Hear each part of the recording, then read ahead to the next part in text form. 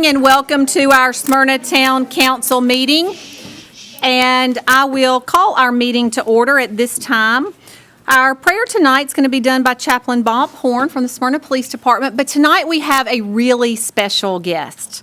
Tonight we have Phoebe Fuller with Achieving a Better Life Experience, which is called ABLES here in the town of Smyrna, in recognition of Down Syndrome Awareness Month. I'm asking you tonight to do things a little bit differently than we normally do.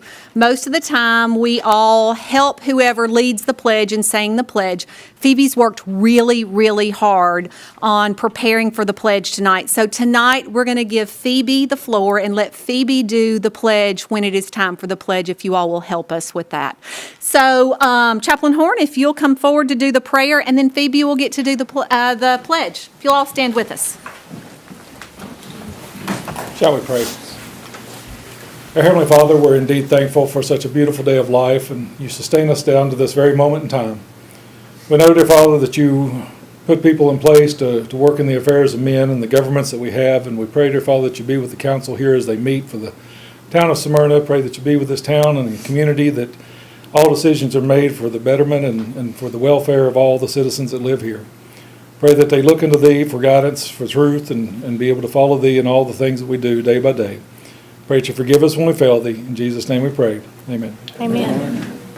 Phoebe, if you'll come to the mic, and Chaplain, will you help pull the mic down for Phoebe?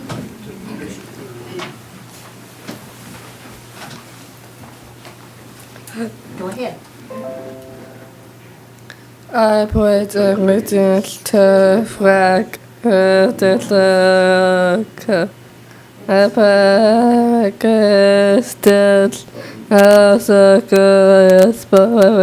this is for all. All right. Thank you. You did great.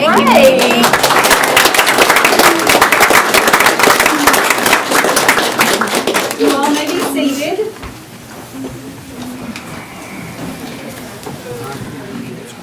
And then would you come up forward for me? And I'm going to let you turn around so everybody can see you. So there you go. So this is Phoebe Fuller. Phoebe is 12 years old. Phoebe attends Rocky Fork Middle School and is in 7th grade. Phoebe enjoys soccer and bowling, and attending tonight with her is her parents, Robert and, I'm sorry, I should have asked, Maylin Fuller. And I want to tell you a little bit about ABLES Recreation. Phoebe is a member of ABLES Recreation. And ABLES Recreation Association is a nonprofit organization that was established in 1991. This organization provides recreational opportunities to children and adults with disabilities. ABLES provides services to individuals in Rutherford, Davidson, Williamson, Cannon, Wilson, and other surrounding counties.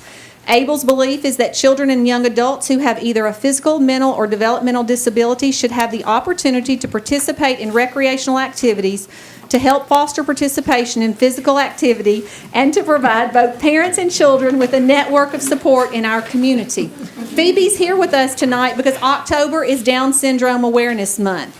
And the town joins in supporting the Down syndrome community during this special month. October was proclaimed Down Syndrome Awareness Month in the 1980s. It's a month to raise awareness and to celebrate the many abilities of our loved ones with Down syndrome. So, Phoebe, we have this for you tonight for coming to say the pledge for us. And you know what? Chief Bill right there wants to make our picture. Can you look at Chief Bill right here and let's get our picture? Yes. Sweet. Okay, I'm going to bet Mom wants one, so why don't we get her here for you? Tell me how you all think Phoebe did tonight.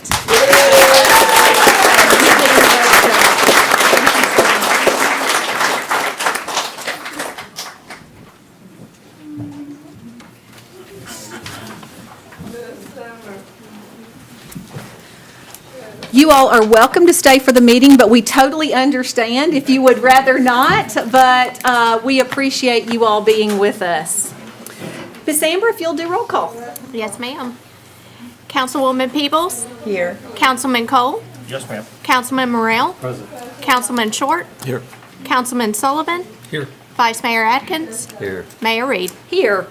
I just want to say how much I appreciate you all helping Phoebe along. I will tell you, they said that she worked long and hard at preparing to do the pledge, and she was so excited to be able to be here and do this for us. So thank you all for helping us with that. Okay, let's move on to item 3, which is approval or corrections of the minutes of the September 12, 2023 regular meeting and the September 28, 2023 work session meeting of the Town Council. Jeff, are these in order? Order as to form, Mayor. Council, any additions or corrections? Seeing none, do I have a motion to approve? Motion to approve the minutes. The motion and a second. Any discussion? All in favor say aye. Aye. Any opposed? Motion passes. Moving on to item 4, which is correspondence and communications, and 5 is awards and recognitions. Either thing tonight? Mayor. Okay. Then we'll move on to item 6, which is our consent agenda. And these are items that are determined by our town manager to be routine matters and not necessarily needing discussion.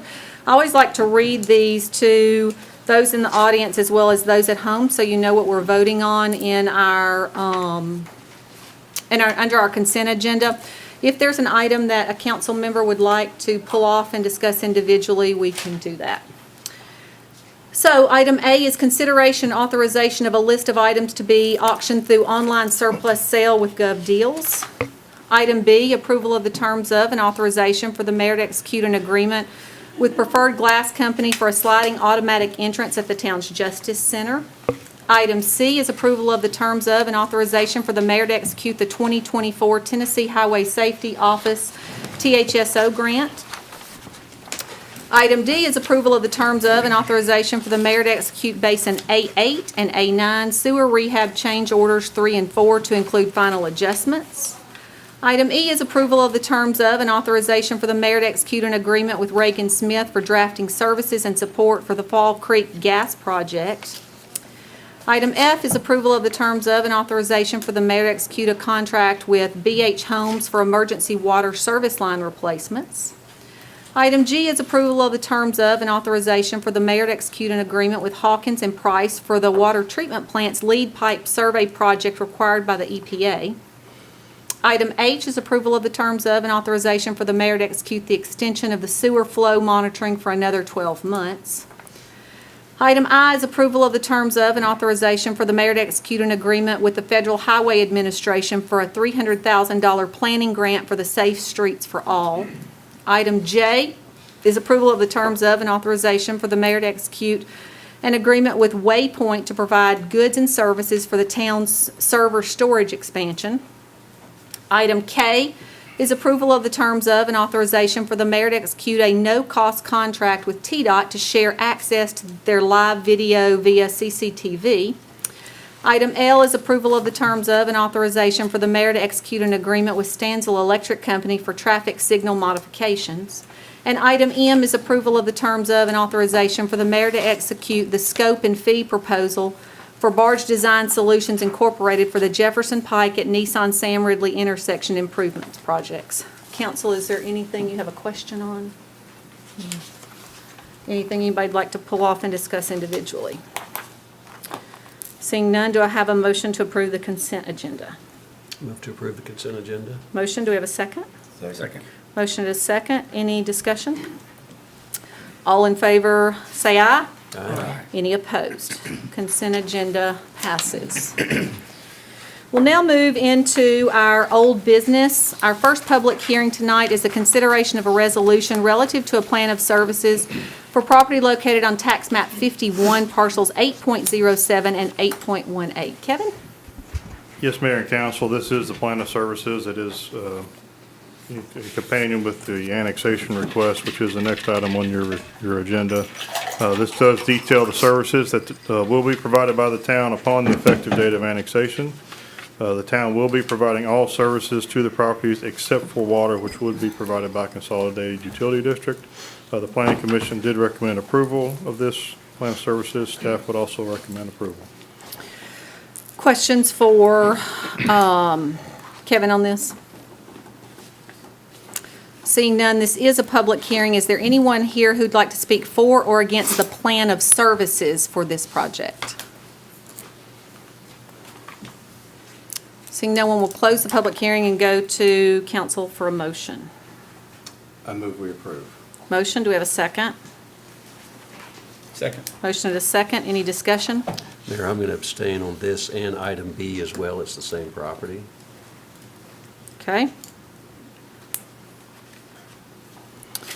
We have a motion and a second on the floor. Any discussion? All in favor say aye. Aye. Any opposed? Motion passes.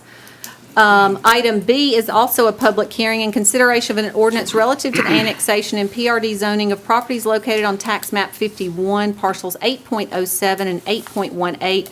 It's requested by Matt Huff on behalf of two different property owners containing 34.48 acres. The properties are located at 6554 and 6588 Lee Road. Hey, Kevin. Yes, this is a annexation request for two separate tracts of land. They're located about 4,200 feet east of the intersection of Cooks Lane and Lee Road. Land use plan would support medium-density, single-family residential development in this area. Surrounding zoning is a mix of R3 and PRD, which is the Gwynn Farms PRD in town, and RM in Rutherford County. The town would be, as we stated earlier, would be providing all services except for water, which would be provided by Consolidated Utility District. CUD has indicated that there is adequate domestic flow in this area, but not fire flow, and staff did receive a will-serve letter from CUD, which details the requirements of the developer to correct this fire flow deficiency. There are two existing houses which would be annexed with this request, and both would be removed as a part of the development. And as a part of this request, staff did recommend annexation of approximately 5,814 linear feet of the existing right-of-way of Lee Road, from Montgomery Way to the westernmost edge of tax map 51 parcel 5, which is the southern portion of the Gwynn Farms development. This proposed PRD is for 100 single-family lots. The houses would be a maximum of 2,400 square feet for the 45-foot lots and 3,000 square feet for the 55-foot wide lots. There was no minimum size provided. All homes would have a two-car garage, and the materials would be a mix of brick, stone, and cement board siding. All requirements of the town with regards to open space, parking, and setbacks would be met. One access point is shown to Lee Road with a stub street to the west, north, and east. A traffic study was submitted. The study recommended no improvements to Lee Road, but did recommend adding a right turn lane excuse me, on Montgomery Way at its intersection with Rock Springs Road. Town engineer Charles King, to review that traffic study, did recommend that the developer not be required to make that Montgomery Way improvement due to it being an existing issue that is not being created by this development. And he also concurred with the recommendation regarding Lee Road. He did recommend that the road exiting the project be required to be constructed with two exiting lanes and not just a single lane as it was shown. The Planning Commission did recommend approval of this request as well as the annexation of the Lee Road right-of-way as recommended by staff. 5-4, 1 against. With a couple of conditions. One, just that road connection at Lee Road must be built with those two exiting lanes, and that the requirement of the traffic study regarding the improvement of Montgomery Way would not be required, and that the minimum fire flow is 1,000 gallons per minute at 20 psi, and as CUD has indicated that this fire flow cannot be met at this time, no plats could be approved until a timeline for those improvements to correct that issue has been established. And with those conditions, staff would recommend approval. Questions for Kevin on this one? Okay, seeing no questions, this is a public hearing, so I'll go to the public to see if there's anyone here to speak for or against this item. If you'll come forward and if you will state your name, your address, and if you live in the city limits. My name is Howard Fitzcharles. My family owns the property at 6586 Lee Road, neighboring the proposed development. We do not reside in city limits. Currently, we are county. Not really necessarily speaking for approval or not for it, but just more considerations in terms of respecting both the safety and privacy of our property and any potential residents. We are requesting the developer put in privacy fences. Part of that due to, again, respecting the privacy of both us and new homeowners, as well as protecting new homeowners from some of the I guess, difficulties or issues we face, such as wildlife, coyotes, bobcats, that sort of thing, can be obviously quite a nuisance to them. We're used to dealing with it. They're probably not. I think it probably serves both parties best for that.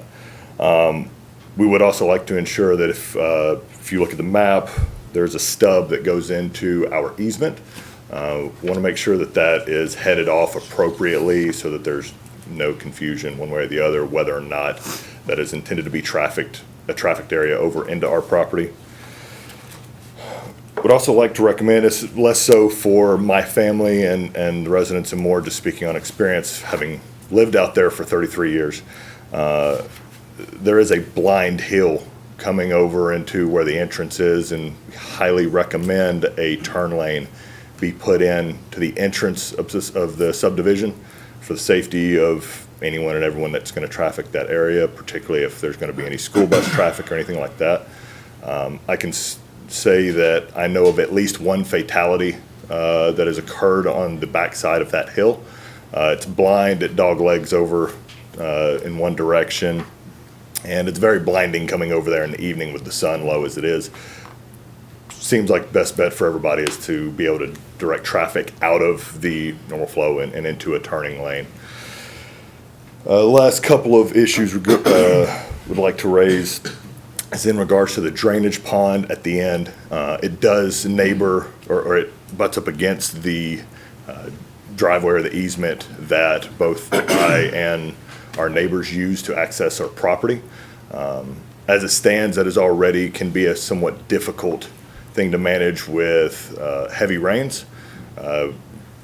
See, we all have tractors that we use to have to scrape and manage our drive on a regular basis, and one of the concerns is a drainage pond right next to it flooding pretty regularly. If it does flood, then our driveway is going to be the first place that gets washed out and potentially even made impassable. The last thing also in regards to the drainage pond is the blasting that will inevitably have to take place. Some of the other surrounding subdivisions that have been 3 built. minutes, Mayor. If you'll just finish up your last thought. Okay. Some of the other subdivisions that have been built in recent years, the blasting has caused damage to our water pipes. There are other things that also cause damage as well, but TNT blasting right next to it, inevitably it is going to be breaking our pipes regularly. We would just ask for some sort of consideration in helping mitigate that issue. Great. Thank you so much. Anyone else?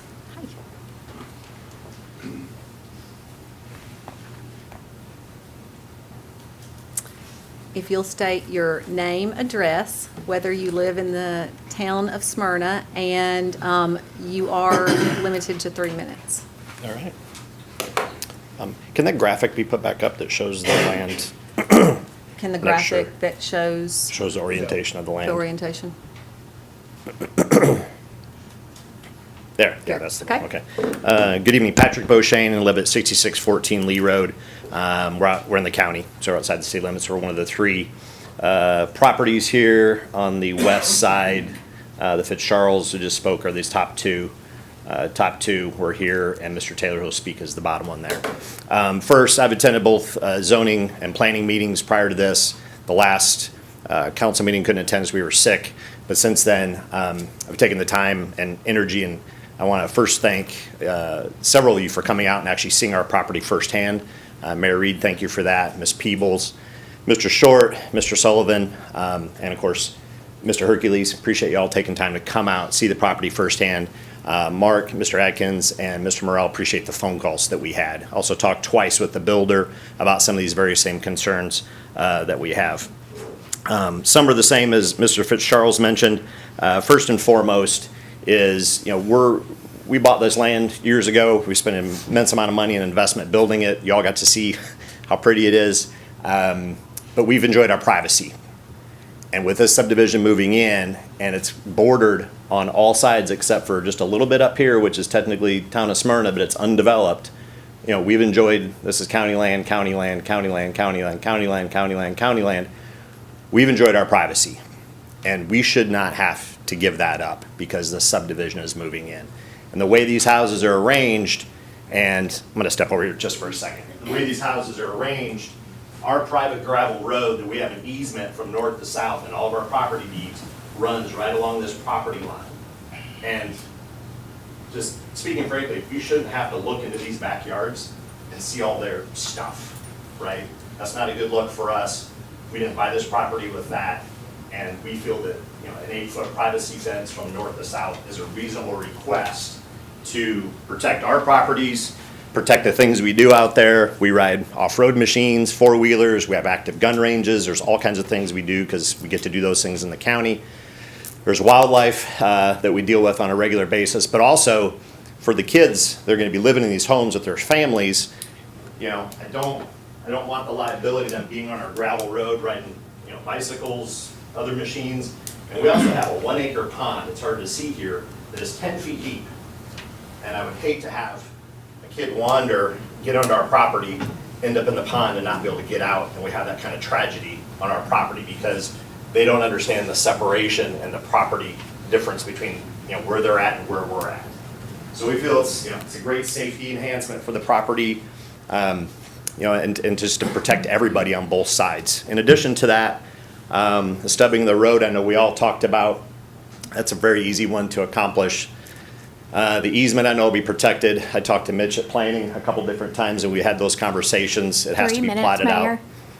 And then the last one also is in regards to the water lines, which run from Lee Road, we tie into CUD water. From Lee Road, I'm about 1,800 feet. The Fitzcharles is over 2,400 feet.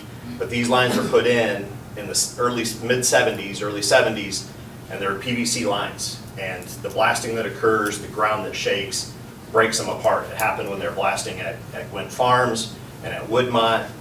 And it will happen with the proximity of all this rock that they'll have to remove. This is largely a rock, you know, piece of ground here. It's just going to happen, and we can't, you know, I can't file countless claims against our insurance company while my water lines are leaking, and then go through that process repeatedly over and over and over while they're doing that excavation. So, again, I appreciate you all taking the time, the conversations. I know it's not always convenient, but we appreciate and are grateful for your engagement and your willingness to listen to us tonight. Thank you so much. Thank you. Is there anyone else here to speak for or against?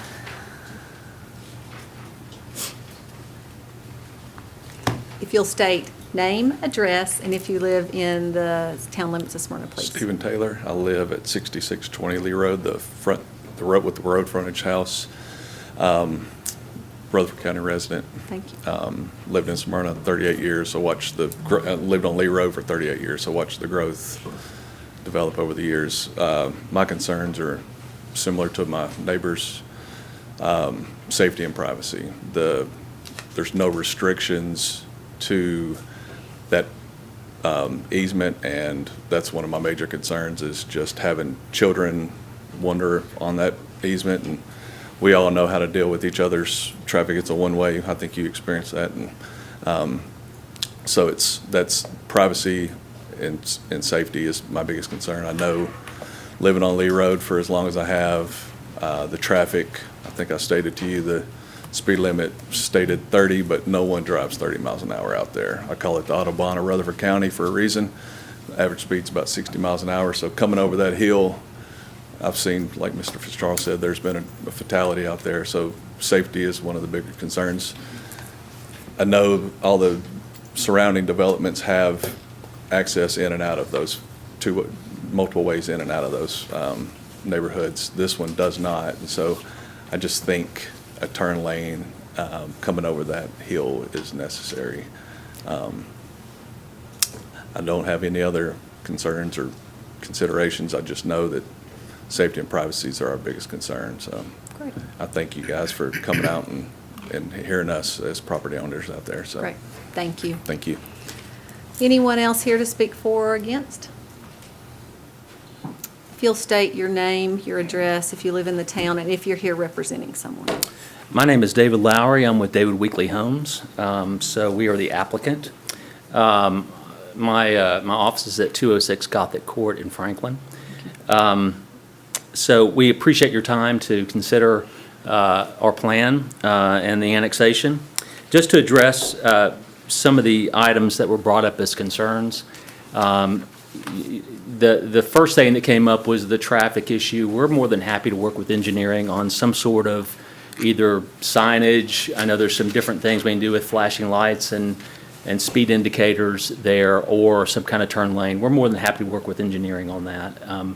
We do want to make sure that our residents are safe as they enter our subdivision and pull out, and additionally that the surrounding residents are as well. Number two, regarding the screening, I've talked to Mr. Bouchane and I've talked to Mrs. Fitzcharles about that, and we haven't represented an 8-foot privacy fence, but we are going to do some sort of, if a combination of fencing and or berm, landscaping, something along those lines. So we're more than willing to work with them from the stub out street down. I'm not sure really about north of the gas easement there. I'm not really sure the need of that, but that's certainly an item that we can work through. Regarding the drainage, we'll meet whatever stormwater storage requirements there are with the engineering department. So I feel certain that we can achieve what we need to as far as storage to not have any issues with stormwater. And finally, the easement. So with our final plat, we would abandon the easement there, so that should not be an issue. We would not want access coming back and forth through that anyway. So I think that's something that can be easily resolved at final plat. Great. Thank you. So much. Anyone else here to speak for or against this item?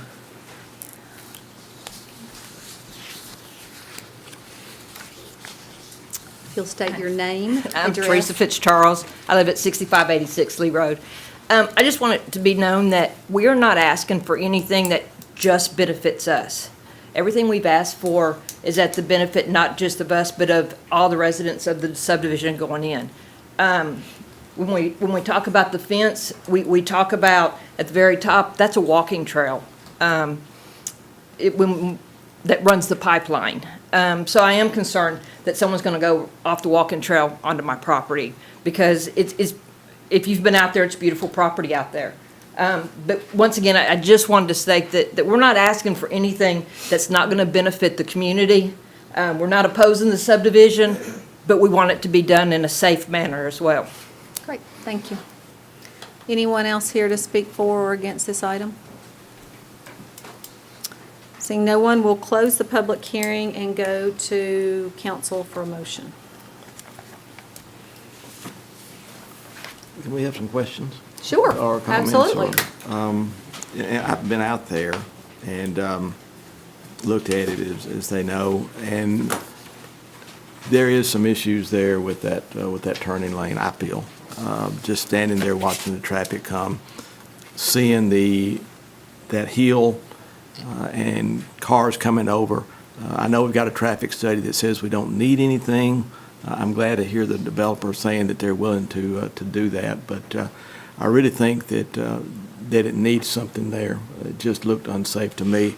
And also the area where the stub's going to be at to try to get that blocked off so that cars can't go through there as well. Kevin, can you kind of tell us about what buffering is already required as part of the design? There's actually nothing that's required because it's single family to single family. So our ordinance wouldn't actually require anything. They're looking at doing something, but they're not actually required by our ordinance to do that. Okay, and then one more question. I don't think the developer mentioned this, probably just slipped through the cracks, but the water line conversation. If you got 2-inch PVC that's 40 or 50 years old, it's going to be brittle and it will crack pretty easily, even if you just run across that ground. If their water line's not leaking when they start development and then they go through development with blasting or moving dirt or doing whatever they're doing and it does cause a break, how can that be even rectified? I'm not even sure you could attribute it for sure to the development, even though it seems logical, so I don't even know what a solution there could be. Well, of course, where blasting is regulated by the state and they have to get permits through them. And so most of those companies do pre-blast surveys of houses and things like that. to protect themselves as much as anything to, you know, if it, take a picture of a house that has no cracks or there are cracks before the blasting even begins, and they can't be blamed for that. You know, but that really becomes between two property owners at that point, because it becomes a civil matter. It's not something the city regulates at all or really at all. So, again, those blasting companies, there are state laws they have to follow and those kind of things, but they have to monitor their blasts and, you know, at what level they are and those kind of things. Okay. They have to keep So records does of all that- that.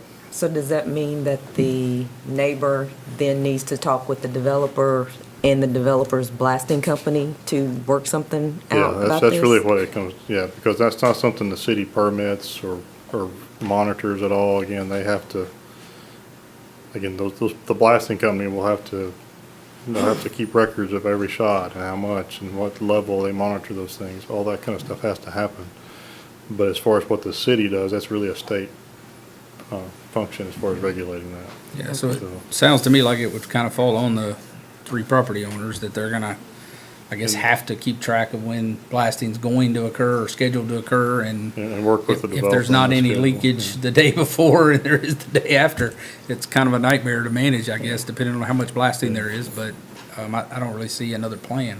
Does anybody see something? Yeah, and that's part of the reason for the pre-blast survey, is Yeah. to have representatives from the developer to come out, or actually from the blasting company to come out to meet with the surrounding residents to, you know, do an inspection, see what's working, see what's not working prior to, and then if we have a blast and something happens where they have damage, then, you know, get the blasting company back on site to try to rectify Is that what's going on. automatic?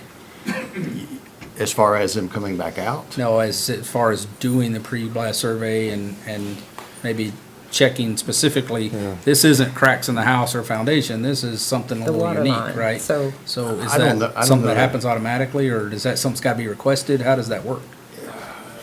You know, I don't Honestly know don't the know. mechanics behind it. I'll let Kevin. Yeah, I honestly don't know if it's an automatic thing. I think most blasting companies do it automatically just because, again, it protects them too. If there was from a homeowner who had cracks in their foundation already, from blaming them for something that was already there, you Yeah. know. Is so- that something, Jeff, we could put in a motion to require pre-blasting surveys? The state has those requirements of the blasting companies. I mean, I think you can place that in there, but the state's gonna be the one that, Yeah, I understand that, I just wanna make sure if it's not automatic, that we're clear we're expecting. I don't think there'd be a it, problem with adding it in there if you like. right? Okay. Other comments or questions? I think that's the only route to be able to be equitable for everybody. I think it benefits the builder, the developer to do a pre-blast survey, so they don't get accused of things that they didn't cause. And it benefits the people that already live there, so that if something does happen, it's documented. So I think that's the only way to do it right. As long as everybody involved understands we have no jurisdiction Yeah, over that. It's still That's state, nothing that it's we state have jurisdiction, it's still jurisdiction over. state managed, absolutely. And then, Mayor, the issue regarding the fencing, I understand that they're not required, but I see the safety concerns. I see that if the neighbors are saying they have firing ranges and there's a pond that's 10 feet deep, that causes me some concern as to neighbors or kids running over on the property and they don't know where a boundary line is. They're not gonna stop just because it's not their neighborhood any further. So I feel like something needs to be done all along that boundary. Any other questions or, and I think it's reasonable to have a combination of buffer, you know, berm and fencing as suggested from the stub down. I have not seen and do not recall that we've ever required at all, or at least on a consistent basis, when we're seeing a development which, you know, is from the town limits and, you know, bordering the county limits. I've not seen that and can't think of anything just offhand. So I know that at least from a consistent basis, I just don't recall it. But, Faced this issue before, though? sure, I mean, we've had plenty of We just subdivisions. did one, what was it, last month or the month before, that was asking for Yeah. the same thing? And it was county to city. Yeah, I think the only thing I can think of is when it's a butt up against commercial property. I don't think there's ever been, R1 to whatever the county's R1 is, right? Yeah, I'd say we're almost dealing with this on a monthly basis at planning, as you're seeing the growth and the requests for annexation. It's going from town to, To county. to county, yeah. I kind of agree with you, Tim, maybe a reference to buffering or, a request for the developer to work with homeowners on buffering, but kind of stop short of saying, hey, you got to build a 8-foot fence, right? Because that's not consistent with what we've done in the past. But I do understand some buffering there, and especially against those houses that are right against the road, et cetera, there could be some benefit there for sure. Even if it is a berm or some sort of fencing or some sort of, trees, whatever. Other comments or questions? I also agree. Brian and I went out and visited, and it is over that hill. It's a quick turn right there. So I'm glad to hear the developer say that they're willing to do something for a right turn lane in right there, as well as stubbing off that where the stub is there to have some sort of barrier, but it sounds like the developer and the homeowners are working pretty closely together in regards to the privacy and the fencing and that sort of thing. So, but I'm in total agreement with what you all are saying. So in that case, I'll make a motion that we approve the request with the additions of a right-hand turn lane at the entrance of the subdivision on Lee Road, blocking off the stubbed driveway that approaches the property.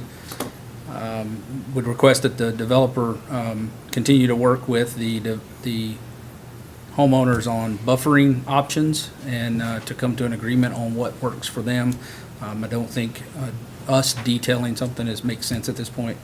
And then the last thing is to ensure that the developer works with their blasting company to provide pre-blast surveys for that water line. Mayor, could I ask just one consideration on that? On the turn lane, I would like to ask that they work with the town engineer. We do have some road improvements that will be happening in that area over the next couple of years. So let's just make sure that we're not building something today that would have to be torn down 2 years from now. I would ask that they work with the town engineer on our future road project so we know where that needs to be. Does that need to be included? If you wouldn't mind. Yeah. So amend my previous motion to include working with the town engineers on that right-hand turn into the subdivision. So we have a motion on the floor. Do we have a second? Second. A motion and a second. Any other discussion? All in favor say aye. Aye. Any opposed? Motion passes with one abstaining.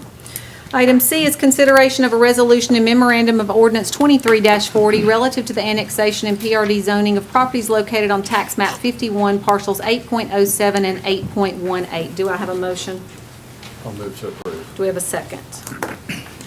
Second. Motion and a second. Any Sorry. discussion? All in favor say aye. Aye. Any opposed? Motion passes with one abstaining.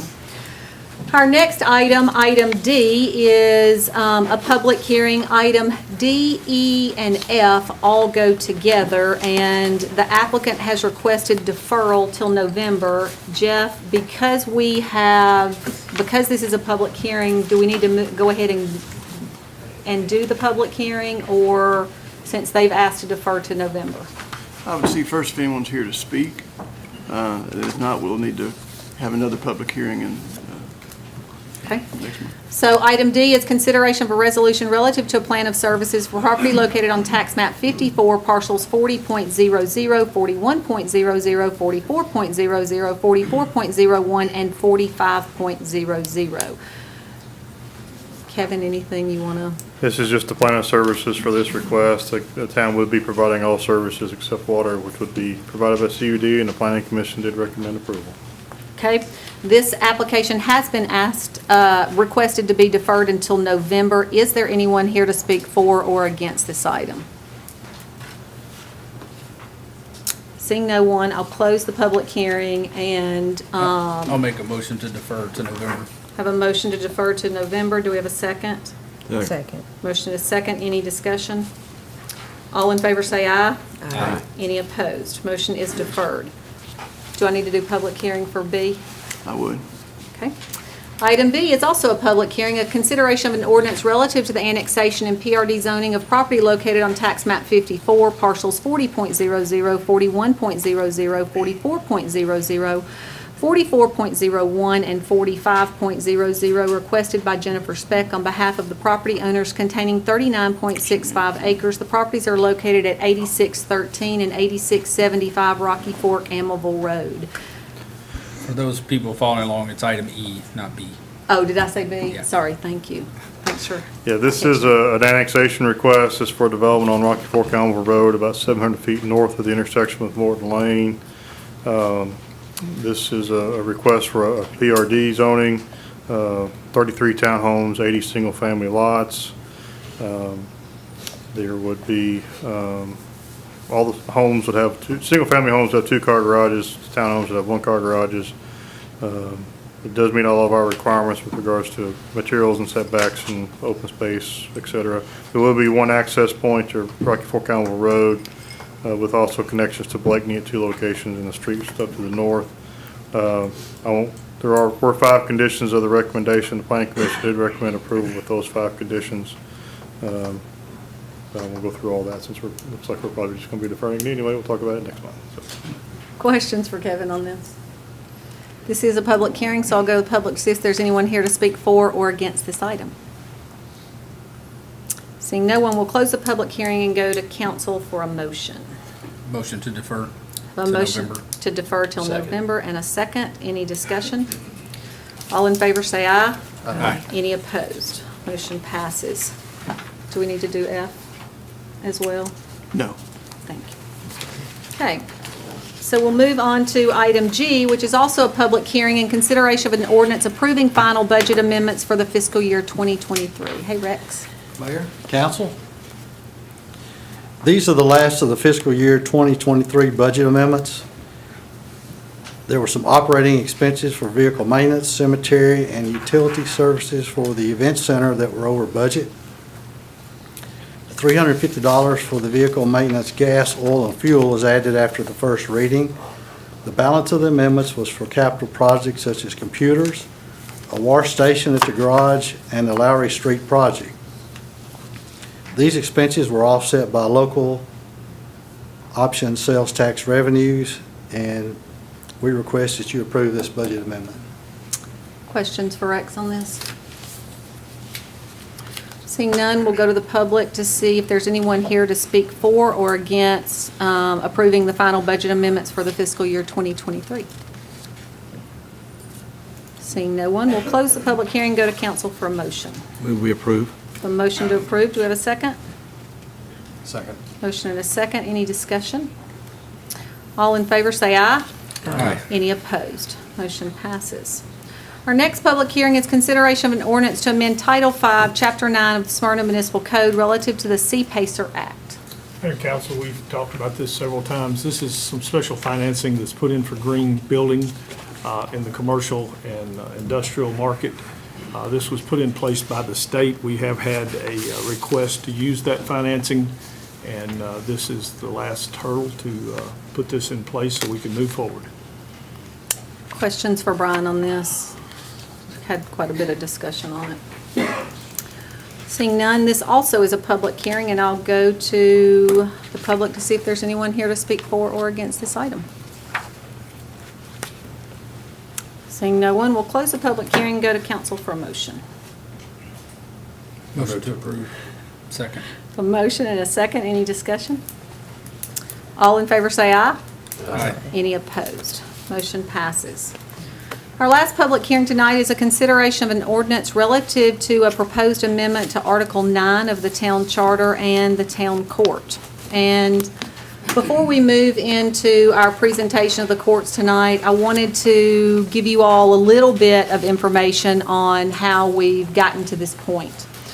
In the early 90s, Smyrna began to hear general sessions cases here in our municipal court. And just so I know, probably most of you know, but municipal court's basically your traffic tickets and your codes violations, and general sessions courts hears the criminal offenses of the state. Rutherford County has 3 criminal general sessions courts as part of its judicial system that have jurisdiction to hear criminal offenses anywhere here in Rutherford County, including the shared jurisdiction that's here in the town of Smyrna. Smyrna citizens, as well as everyone else in the county, vote for the general sessions judges in Rutherford County. The town of Smyrna is the only municipality in Rutherford County that currently has a municipal court with concurrent general sessions jurisdictions. Laverne, Eagleville, and Murfreesboro all use Rutherford County criminal court system that's in Murfreesboro. But each one of the municipalities have their own separate municipal court. In 2019, the administration here at the town did a deep dive into our courts and the impacts that it had on our overall budget as well as our police department. Because of multiple factors at that time, administration chose to leave the courts as they are today. During our budget retreat that we have every year that's held in the spring, I asked Brian to look into doing another deep dive into the courts and its impact on the overall budget as well as our other departments. Brian Hercules, our town manager, asked if he could wait until the budget process was over so Rex Gaither, our finance director, and his team could have the budget finalized before starting review of the courts. At the end of May, I asked our town manager, Brian Hercules, to try and get a public meeting together with council, staff, Judge Stevens, and Clerk Brewer. Our first public meeting went over the numbers as well as concerns of our new police chief in regards to liability and safety. We then held a second public meeting that looked at the numbers of what the budget would look like if we sent the duplicated process of the General Sessions Court back to Rutherford County. After the second meeting, a council member asked for the presentation to be put on a workshop agenda so the presentation could be made to the community on TV and so that we could share information that we'd gathered since that second meeting that we held. At our August workshop, we did a full presentation on the current standing of our courts and moved the court's agenda item to our September council meeting. At our September council meeting, there was a 6-1 vote to start the process of a charter change that would remove concurrent general sessions jurisdiction from the Smyrna Town Court, and all criminal offenses would only be heard in Rutherford County, just as the court does in Murfreesboro, Laverne, Eagleville, and the unincorporated areas. Tonight, we're here for the next step in the process, to hold the public hearing and to conduct the second council vote. Let me be really clear about something. This is not about anything that anybody's done wrong. I will tell you, there is a large group of people who've worked really hard to do the best job that they can to make this process work. What I think you're going to see tonight is a question the councils had to ask ourselves, and ultimately the citizens through a referendum will have to ask themselves, is this a duplicated process that we want to continue, or do we want our criminal cases to be heard in Rutherford County courts for judicial economy and efficiency? So with that, I'm going to turn it over to our town manager, Brian Hercules, to talk a little bit about the numbers that the court has on our budget. Sure. Mayor, I have a slide, I think that'll come up, and I hope everybody can see this. I'm not going to belabor this. This is something we've talked about several times, but just as a reminder, what we have is the actual budget finance report that is audited and closed in our general ledger, and then 2023 again is our final closed numbers in the general ledger, and is in the process of being audited currently. So what I want to do is, if you look at general sessions, just as the general sessions court, if you'll stay with me on the 2023 line, the revenue collected through general sessions was $1,323,217. we have over 50 liabilities that we have to pay, and we could talk about those later, but that we pay, that equates to $903,000 and some change that comes right off the top. Now, there has been some concern about a number that's been spread out there. There is in that number a 40% number that is a faction of a lawsuit that was put in place in 2014 with Rutherford County back to us as General Sessions Court. That 40% only is for forfeitures of fines and fines and forfeitures of bonds. So I apologize for stumbling there, but that's in that number. That equates anywhere on an average year between $80,000 and $100,000. The rest of this money is going to other places. General Sessions revenue at that point, after we pay those liabilities, comes down to $419,000. So kind of in a yeoman's language, we start our General Sessions Court with $419,000. But there's nothing we can do in that 900,000 to save money to do, that, No, we ma'am. have to pay those out. Yes, ma'am. Okay? So with General Sessions revenue starting at $419,000, General Sessions expenses this past year with salaries and all the things that we do as normal expenses and supplies, those type things, $531,299. That leaves a shortfall of $111,591. Probation revenue was $240,471, with probation expense being $297,082 for a net negative cash flow of $56,611. The judicial expense is $419,000. They have no revenue on the judicial expense side, so that's a negative $419,507 impact. So the total General Sessions probation judicial net cash flow is a negative $587,710. Now, there's an indirect cost that we have that we've added back to this. In our police department, we have 4 officers that are in the warrants department. They work 40 hours a week doing warrants, extraditions, and then they do court security. We also have a court liaison. So those salaries are combined to $587,710. I'm sorry, No. $494,538.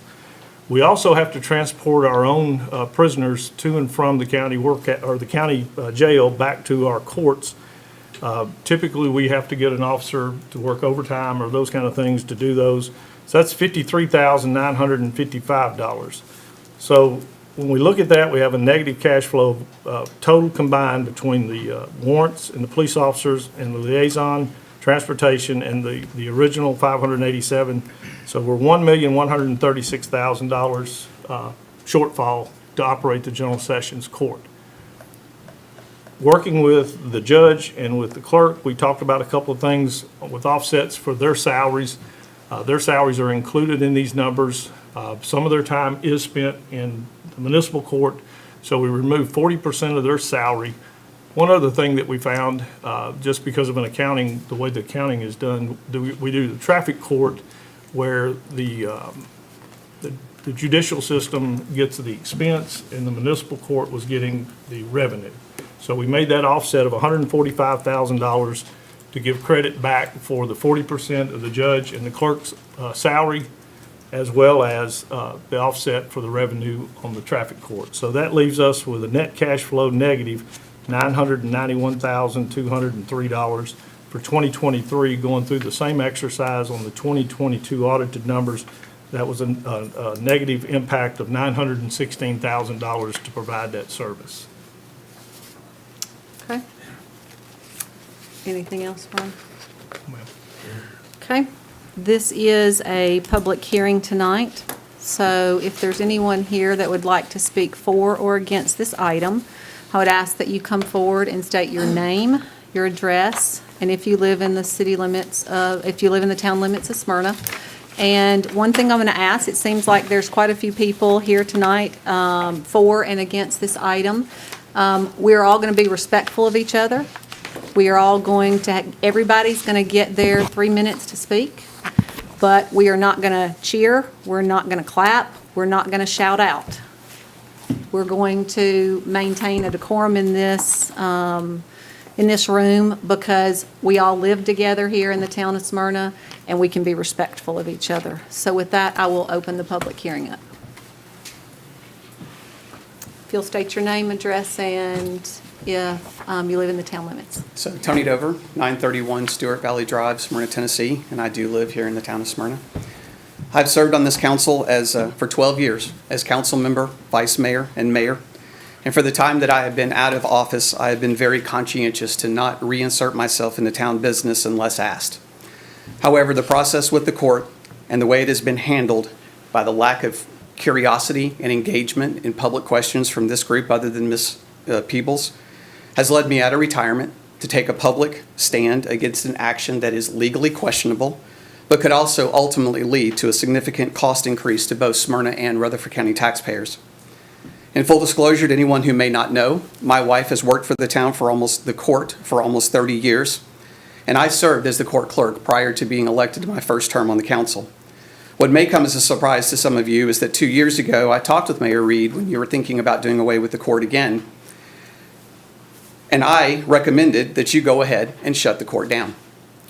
I told her that there would always be potential for conflict between elected court officials and the town manager and the town council, and that instead of using the threat of shutting the court down every couple of years to get the judge or the court clerk to do your will, to either shut it down or quit threatening to do so.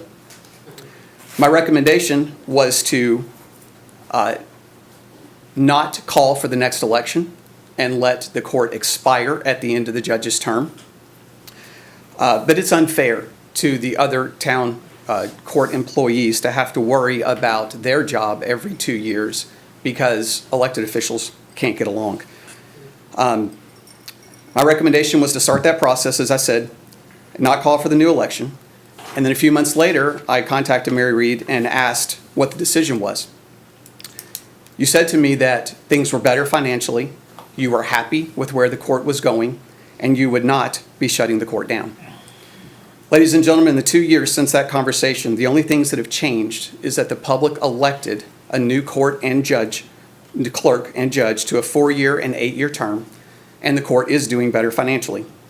Every concern being raised today to manufacture some urgency to shut the court down existed 2 years ago when the mayor said you were happy.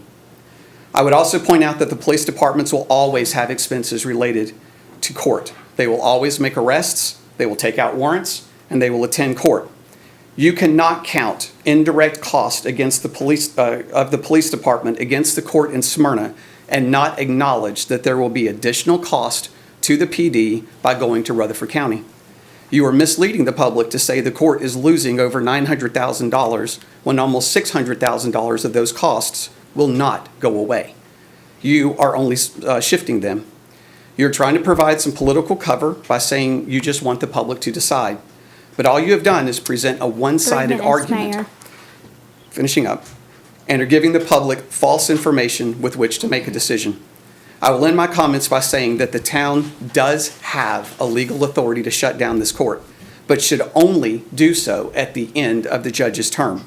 This is consistent with what you have been told by multiple members of the legislative delegation, and the appropriate time to do this was last year when I made the recommendation before you held a new election for a clerk and a judge, or in 2030 at the end of the judge's term. Thank you. Thank you.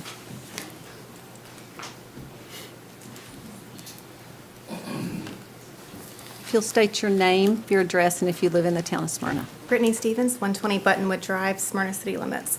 Good evening, my name is Brittany Stevens. I serve as the town judge and was previously the court clerk. I'd like to provide a timeline to clarify some information for our citizens. February 2nd, 2023, the court clerk and I met with management to discuss the court budget for the upcoming fiscal year. There were no issues or concerns raised about the court losing or costing the town money. In fact, we moved ahead with plans to order equipment. April 10th, council budget retreat. The council praised the court. No issues or concerns mentioned about the court losing money. It was all positive. In fact, Mayor, I'm sure you recall our conversation during a restroom break. We were washing our hands and you told me, I'm hearing wonderful things about the court. At both the May and June budget readings, there were no questions raised about the court, and the council passed the budget. Now, let's go back to the week of May 22nd. I left for vacation, and unbeknownst to me, town management moved my assistant from her office to a workstation in the hallway area. Do you realize we have confidential files like search warrants and murder and rape cases that need to be secure? This is a major liability. When I returned May 30th, Brian Hercules and I had a phone call regarding my assistant sneakily being removed from her office, which led to a heated disagreement. Curiously, later that same day, the mayor sent an urgent email calling for a special meeting to discuss the court. June 22nd was that first special called meeting. The clerk and I were under the impression that this meeting would be to establish boundaries between the appointed town manager and 2 elected officials. Instead, we were blindsided with numbers presented to the council that we had never seen before and were wrong. No one asked us for input on these numbers, and we could not get a copy for days. However, I must say, when 6 of the council members walked in the room single file from the town manager's office, I knew something was up. I requested a private meeting with the mayor to discuss some serious concerns the elected officials continued to have with the town manager's office. We had that meeting June 30th and discussed harassment, hostile work environment, and other concerns. I complained how the town manager continues to try and intimidate us and threaten to shut the court down, just like he has for the past 5 years anytime someone questions or challenges him, and I've expressed that to several of you, yet here we are still dealing with this. I told the mayor this came out of nowhere and was retaliation for me standing up to the town manager May 30th. July 14th was the second special called meeting. After the meeting with the mayor discussing retaliation, coincidentally, the numbers immediately shot up yet another $400,000 to try to show even more loss. How is this not more retaliation? Let's summarize.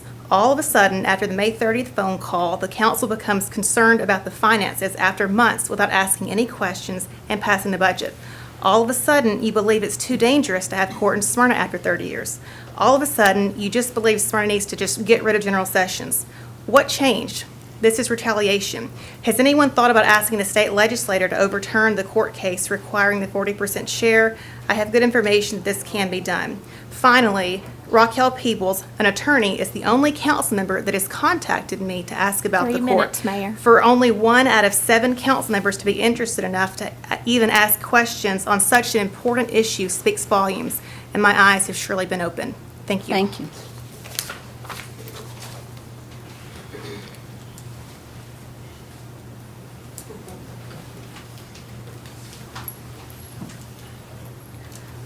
If you'll Lisa state your Brewer. Go ahead.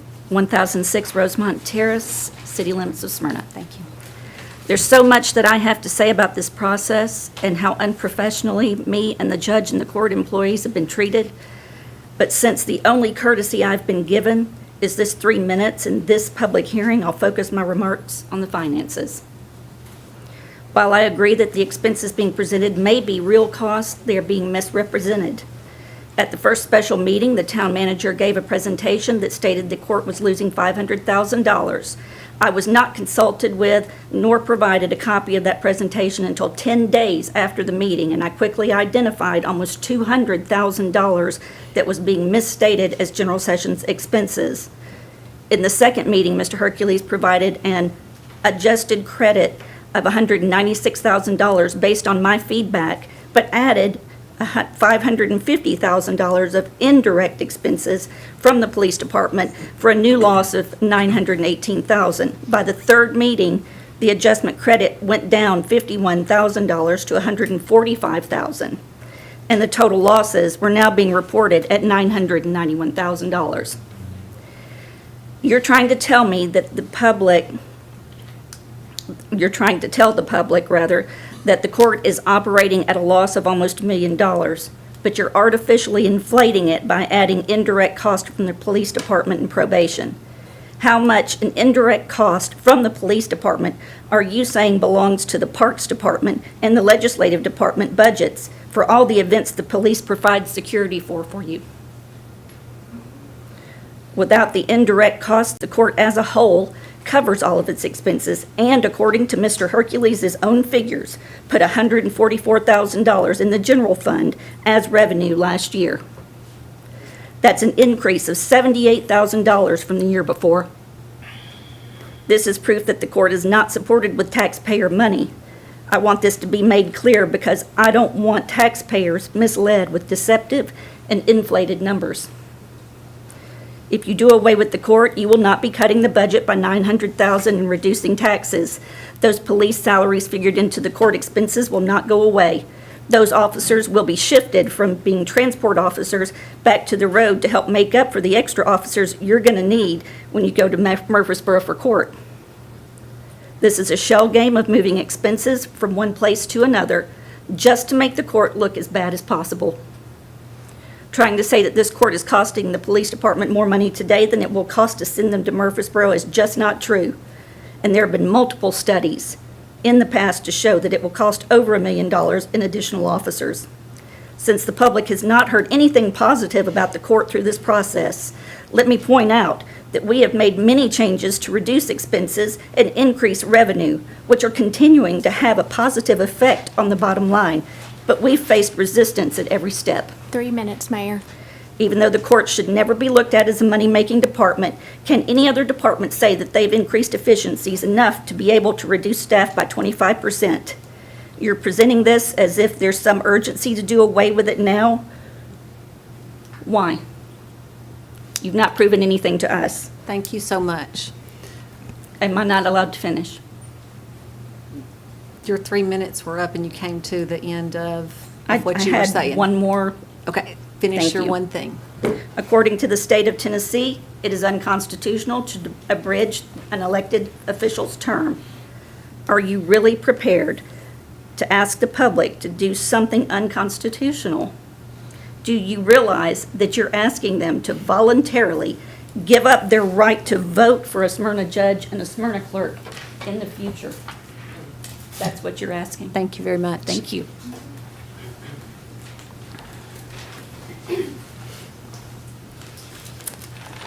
Hi, I'm Andrea Vasson. Some of you know me as Dre. I live at 403 Briarwood Lane inside the city limits. Thank you for listening to me speak. My husband and I chose Smyrna, Tennessee a few years ago when we were looking for a new location, and neither one of us are important or special people, but we do have the privilege of being able to do our jobs from pretty much anywhere in the world. So the fact that we chose here to live is a big deal to us. He and I both don't have a whole lot of family left due to so many tragedies that I won't bore you with. So our friends became our family, and we chose Smyrna because of our friends, because of the content of the character of Smyrna's people. I want to speak out about ending the court here in Smyrna, and I'll try to be brief.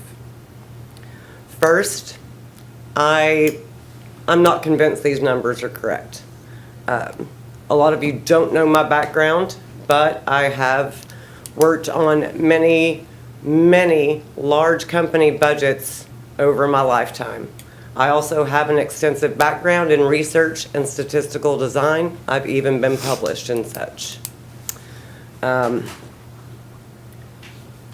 One specific thing that stands out is putting part of the police department budget over into the town budget. That looks like a huge misrepresentation to me, and maybe I'm confused. I'm not really sure, but that looks wrong to me on so many levels, and that's just one issue I see with it.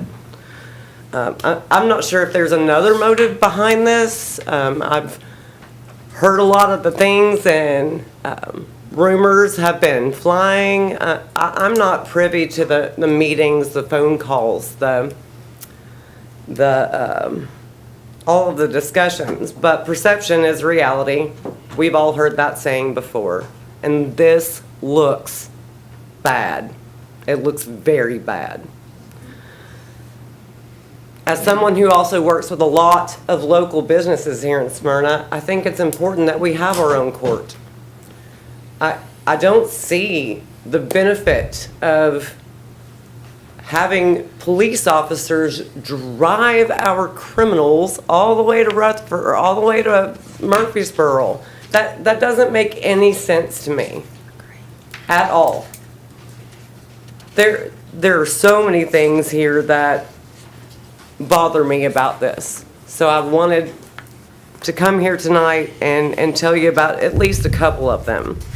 Smyrna is growing. We need to be able to govern ourselves.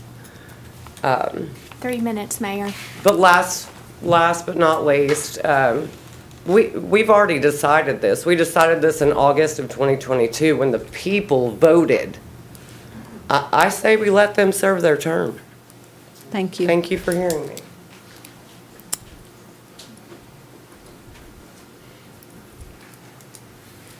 Hello, my name is Becky Baxter. I have grown up in Smyrna, Tennessee. I live at 107 O'Shea Court. It's technically county, but it is city lines are approaching.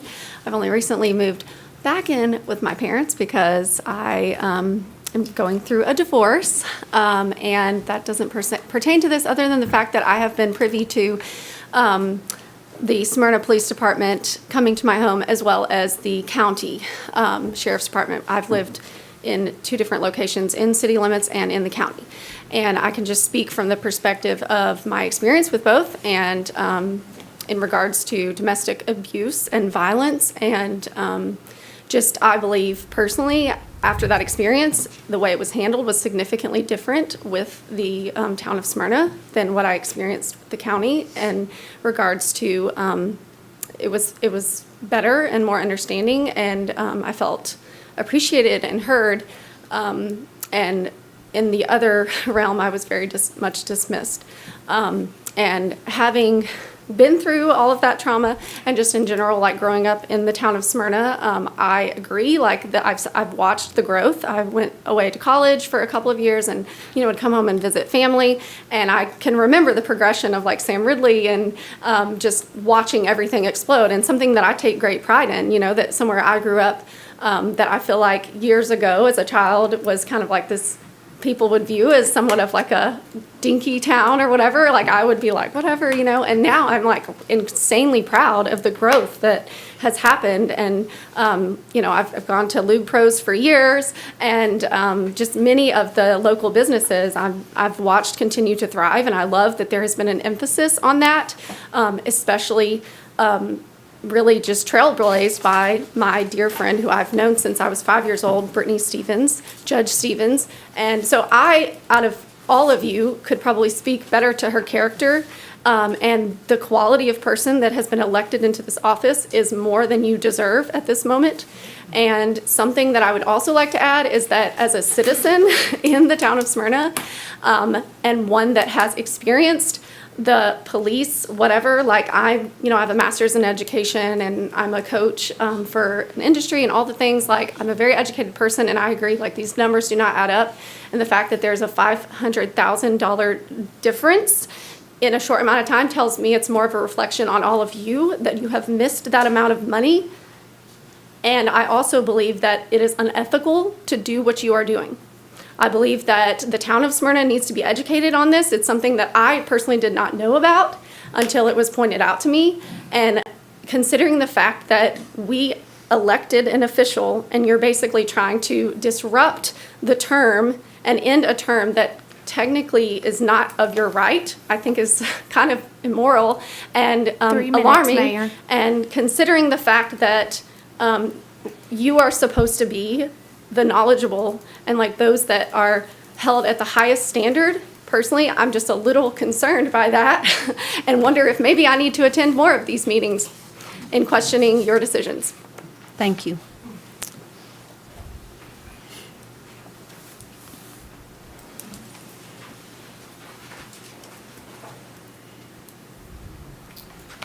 I am Marquinta Richardson, 307 Ann Leakin Drive here in Smyrna, Tennessee.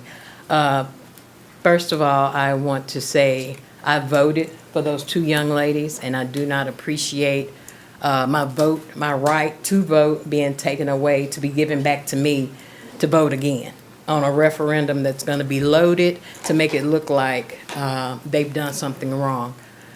I hope and pray, I've been in Smyrna, I'm a lifetime resident, but I hope and pray that the circus that's going on in D.C. is not headed to Smyrna.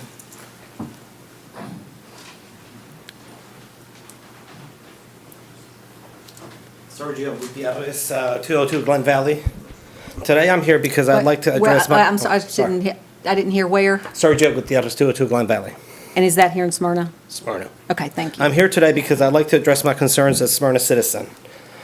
The discussion of the 40% revenue that is displaced back to the county and the duplication of services where I'd like to start. To clarify, Smyrna General Sessions Court only sends 40% of the fines, bond forfeitures to Rutherford County. I think that's understood. Last year, a total of only $77,000 was sent back to the county.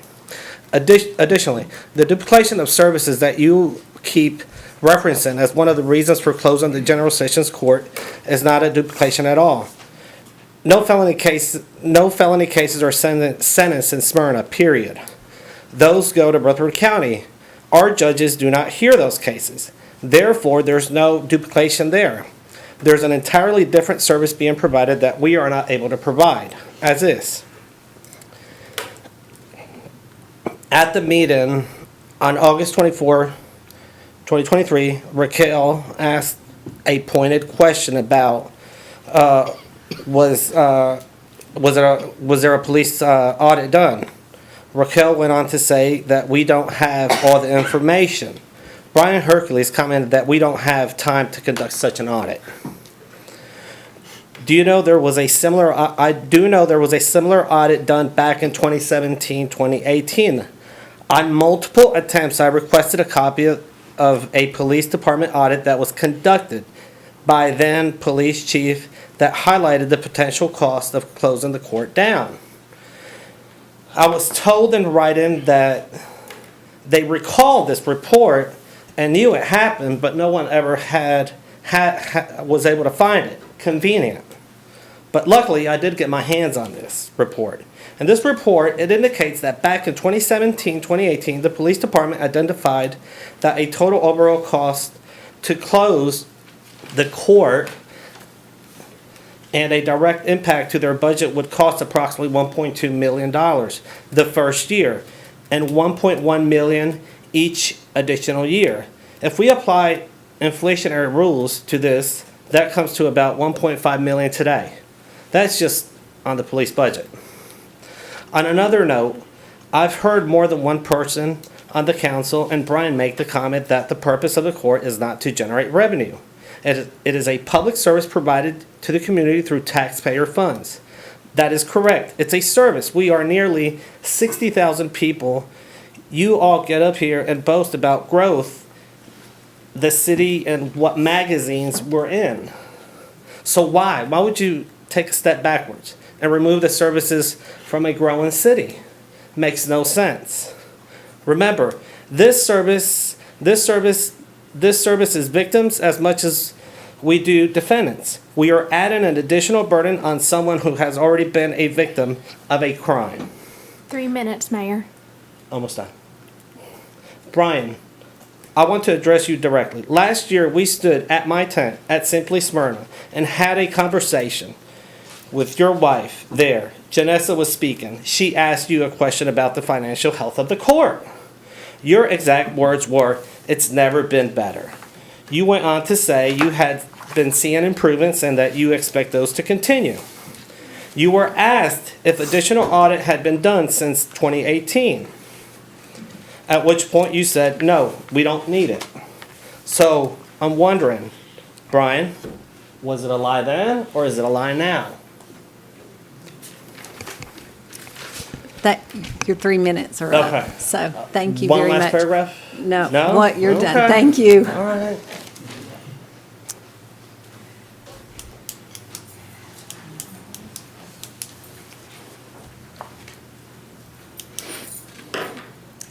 I'm Sherry Stevens, 121 Laurel Hill Drive, Smyrna. I am the mother of the town judge. In the city limits? Yes. Oh, thank you. I am also an outraged citizen. The way this council and town manager have treated Judge Stevens, Court Clerk Brewer, and the court employees is absolutely shameful. Jerry Short recently admitted that they have not been treated right by the town manager. Tim Morrell has also been advised of how they have been treated, but you all know it. I have been paying close attention to the past few meetings and was disgusted by the hatchet job numbers you presented last month to make the court look bad to the public. Meanwhile, Lisa Brewer was there on the front row with information and you ignored her. At the end of the meeting, Mayor Reed went around and called on every department except Lisa. Were none of you concerned that Lisa got skipped? You've talked around them, but not to them. Why were you afraid of letting the court clerk speak at a meeting citizens can watch on TV? Judicial economy seems to be the hottest idea in town right now. I loved seeing several of you show your sudden and urgent concern for judicial economy at the last meeting. Meanwhile, when asked about case numbers, Mayor Reed recited some figures about the court that were wrong, misleading the public. When confronted by the clerk after the meeting and asked where the mayor's numbers came from and to show their inaccuracy, the town manager did not know how to respond. The numbers presented to the council and taxpayers about the court keep changing. How can you sit up there with a straight face and claim to be concerned about judicial economy when you don't even know what the true court economy is? If you really believe the ever-changing numbers to show judicial economy, I've got a $100,000 ice skating rink out back I can sell you. Again, the treatment of these ladies has been horrible. The way Brian Hercules has talked to my daughter the past 5 years and made repeated threats to shut down the court is unbelievable. If you've heard about those conversations and heard some of the tapes that I have heard, there would be a lot of egg on a lot of the faces up there. One time Brian called Brittany an evening when she was at my house with my husband and me, and she put Brian on the speakerphone to have witnesses. Earlier in that day, Brian slammed the phone when she told him to dial his tone back, and he would not speak to her like that. On the call we heard, Brian said that he lost his temper that day, and his wife made him call and apologize for how he spoke to Brittany. After this, he then continued the argument from earlier in the day. 3 minutes, Mayor. My jaw dropped when I heard this. If someone where I worked treated people the way this man treats people, he would be fired. Why you are not concerned about the mistreatment of people is beyond me. Ms. Stevens, if you'll wrap up for me. I will. My comments are relevant. This is not about the money. This is about the way you treat people. If you vote for this tonight, you are making it very clear that you approve of the lies being told and that you approve of the way the town employees have been treated. Vote this down. Everybody get around the table and work together to make the court successful. Thank you. Anyone else?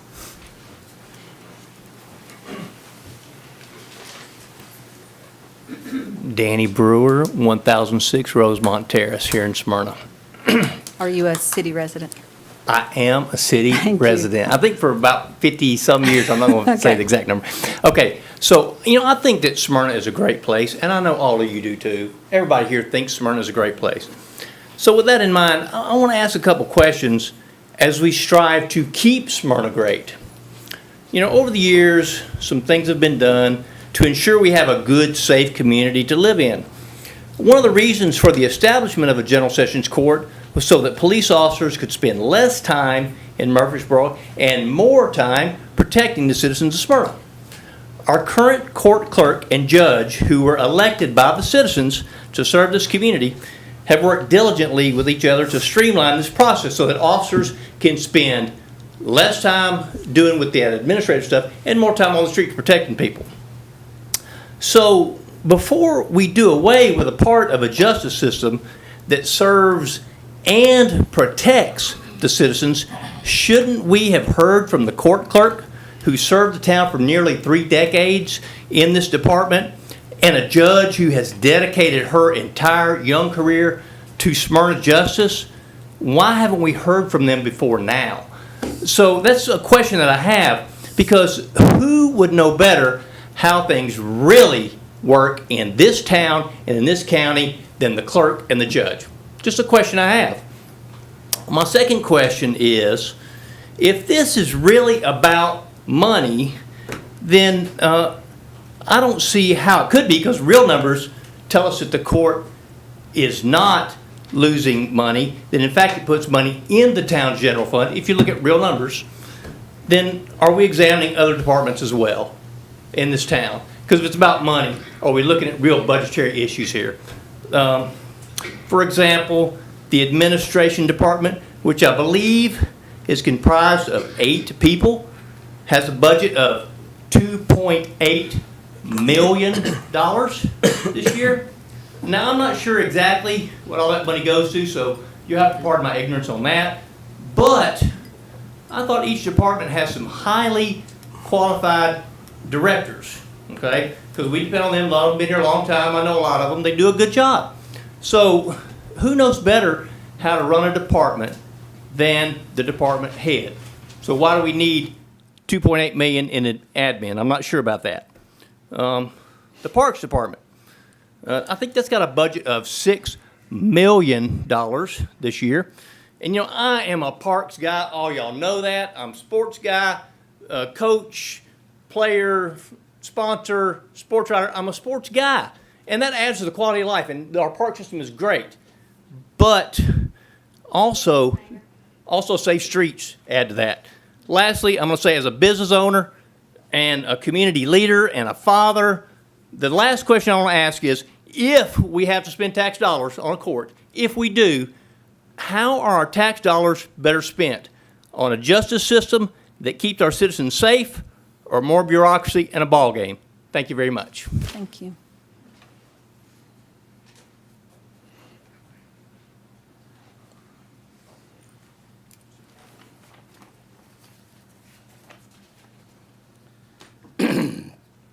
My name is David Fielder. I live at 7335 South Harpeth Road in Franklin. I worked for the town of Smyrna from 2018 to 21. I made many friends, and I still contact me. I loved working here until I had enough of the new management and Brian. Just like so many other longtime employees who left for the very same reason. If you didn't know, Brian frequently yells at people, loses his temper, and tries to intimidate employees, then immediately laughs about it. I know for a fact many former employees have talked to the council members about this. One former employee even had their office moved because hearing him yelling through the walls compromised their religion. I worked closely with Brian for 6 months. I performed a thorough audit of the court finances operation. I'm very familiar with the court system. I had unfettered access to any information in the town. Recently, an employee contacted me that the town was looking to shut down the court. After watching the deceptive presentation of the court cost, I decided to drive over here tonight and tell the truth. I couldn't sit back and let the town management bear false witness like this. I have worked in New York City and led forensic investigation, or the head forensic investigator for a worldwide firm. I worked in 3 presidential candidates. I am the only person in the world that has worked on both the Enron and WorldCom bankruptcy investigations. There are similarities with Enron and the town of Smyrna. You see, Enron was moving their expenses from one budget to another budget to make Enron look great and the other company look bad.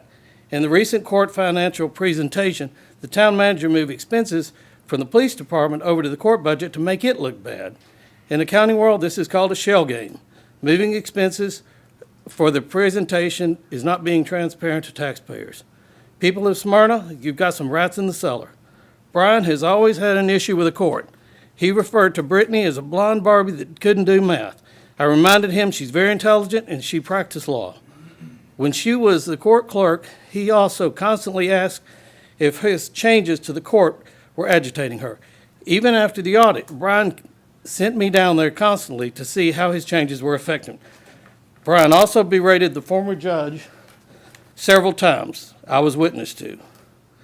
He has never liked the court system because it's not completely under his control, but under the state. During the audit I worked on in 2019, he told me not to hold back on those numbers and to make them look as bad as possible. Even after that audit was over, he concluded it would cost a fortune to shut down this court and go to Murfreesboro. Counsel, you really need to question the motive of what's going on here. Anyone can see these facts presented do not make sense. A more logical conclusion is this is a personality flaw on the part of Brian Hercules, and in the council is not exercising proper oversight. I want to leave you with this. Town of Smyrna does not have a court problem. You have a town manager problem. Thank you. Anyone else?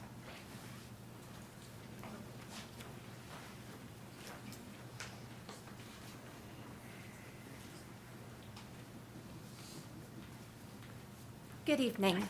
My name is Katie Clark. I live at 101 Hager Drive, and I am within the town of Smyrna. I am a practicing attorney within the Rutherford County system, and I actually just this morning was in the civil circuit of General Sessions down in Murfreesboro.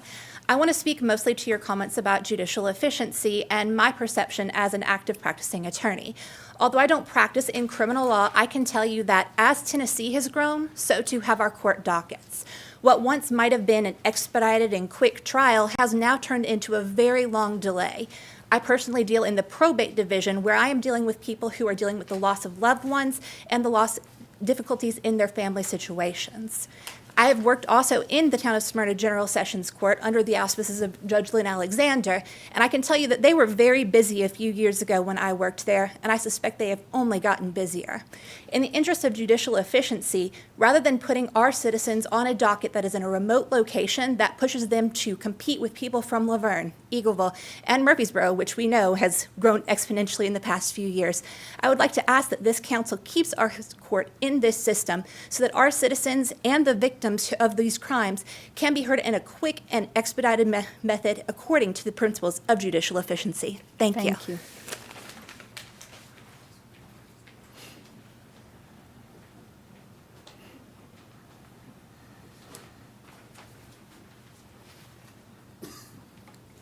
Good evening. I'm Tom Jennings. I've lived here for over 30 years, graduated from Smyrna High School, and I live at 112 Buttonwood Drive in Smyrna, here in Smyrna. And that's in the town limits? Yes, ma'am. Thank you. Watching this court issue over the last couple of months, I am very disappointed in the town council for the short-sightedness that they have by looking to do away with our court. This is not a good idea. We have heard a lot of talk about finances, and we have seen the new police chief talk about his concerns, but there has been no discussion about what having this court provide to our town. Why are only the negative things you perceive being presented? Do you not believe there are any positives, or are you hiding them? As far as I'm concerned, most departments operate at a loss to taxpayers. At least the court is bringing in some revenue to offset its expenses. For example, the Parks Department, the Fire Department, the Town Center, and other departments all cost money. However, all the services they provide improve our quality of life, and that includes the court. Did you know that the town court actually turns over about $150,000 or more each year to the general fund? Why has the fact been overlooked? It seems very important to me to understand the whole picture, not just part of it. Saying the court loses $900,000 when it really turns over money to the general fund seems quite deceptive. Also, I don't like the idea of sending our officers to the Murfreesboro when they can do their work right here in the same building as the police department. It just doesn't make any sense to say sending the officers all the way to Murfreesboro is somehow going to save money. Have you driven to Murfreesboro lately and seen how long it takes to get there? It is taking officers off the streets of Smyrna, which will only mean that in the near future you will need to hire some more police officers, which will cost the city even more. Telling us that sending our officers to Murfreesboro to save money in Smyrna defies all logic and common sense. Surely you don't really believe this. I hope you will vote tonight to deny this short-sighted request. It is not in the best interest of Smyrna to send our court cases, police officers, and citizens who are victims of crime to Murfreesboro. Smyrna needs to take care of Smyrna. Thank you for your time. Thank you, Mr. Jennings. Anyone else want to speak for or against this item? Seeing no one, then I'll close the public hearing. Council, any questions or comments? There were lots of things I heard tonight that, I'm gonna be honest, I don't think I've heard before. Maybe because I haven't been listening, maybe because of the way that it's been presented, it was encapsulated in so much vitriol that I couldn't hear it. But there were some things, some points that I think are worth discussing. And I know that this is probably not going to be popular, but I have more questions now than I did coming in the door. Not necessarily about the numbers. I think there's a lot of misinformation that some people have said about the numbers. The last gentleman that just spoke mentioned police officers driving to Murfreesboro. I don't know why you think that doesn't happen today. We take all of our prisoners to Murfreesboro after they're booked. Not all of them. We take them to Murfreesboro to jail. We have to pick them back up and bring them to court. So I think the driving to Murfreesboro would decrease, but I may be incorrect. I'm not sure. But that's what I've been led to believe, and I believe that's what the chief has explained to us. Also on the numbers, the comment that I've heard several times that it's false to say the court is losing money when it actually generates $144,000 to the general fund. Neither one of those statements are false. They're both actually true. The General Sessions Court is losing money. Whichever numbers you choose to discount here, if you don't want to count indirect cost, or you think that either way, if you just stay at the expenses, which are audited numbers, it's $587,000 the General Sessions Court is losing or costing. The total number of 144 going into the general fund is only being offset because of municipal revenue that's offsetting that. So I don't think that's a complete accurate statement either. You're saying that we're not presenting both sides. I think Brian has a slide showing the municipal and showing them together that does show both sides. But because of some of the questions that have been raised, I'm going to be honest, I would like to defer this vote tonight. I would like to have more conversation and ask some more questions before we make the final decision. If this was the first vote, I would probably vote for it and go ask questions before the second vote. But since we're at the second vote and none of these people really presented this information at the first vote, I don't see an option to get my questions answered without deferring, at least for another month, this vote. So my motion is that we defer the vote tonight because some of the comments and conversation I've heard tonight has generated questions in my mind that, if nothing else, we need to have answered. And you're not comfortable having those answered tonight? You want more information? I don't think they can be answered tonight. I think there's a lot more discussion around timeline. The timeline that Judge Stevens brought was very interesting to me. I would like to have some conversation to validate that timeline. One thing I heard was it made it sound like the decision to close the court was kind of spur of the moment. That's not the way I saw it. That's not the way it has been presented to me. There's some things in this timeline like no issues mentioned at the budget retreat. I know that at the budget retreat we did discuss this in the executive session that we had immediately after. So I know that we were discussing this long before some of these timeline dates, but there are some still questions there because the perception is different than what I believe, and I just want to make sure that my belief is accurate with perception before I vote the final vote to send this to referendum. And that's just where I'm at. So I make a motion to defer this until next month. Okay. We've got a motion on the floor. Do we have a second? I'll second, get it on the table. Motion and a second. Other discussion? You know, it bothers me that person after person stood up and disputed those numbers, saying those numbers are not valid. And I've been sitting up here for quite a while, a number of years, I mean. It seems like it's been a long time right here tonight, too. But over the years, Rex Gaither has been our Director of Finance for a good number of that. And I honestly cannot tell you anybody that I know that I trust more with numbers than Rex. And I know that, you know, last year's numbers are up there were audited already. This year's are presently being audited. Is that correct? That's where we're at with that. And, you know, I just have trouble disputing those numbers. I'm not averse to deferring the motion for tonight because if I want everybody to be comfortable, I want them to be comfortable. But, you know, a whole lot of things that were said tonight to me were dramatized. And I understand that. I mean, Maybe we do it from up here also.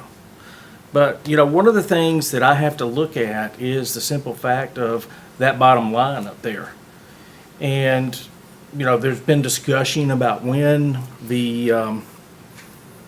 what changed the town's attitude toward the court system and thinking that things were getting better.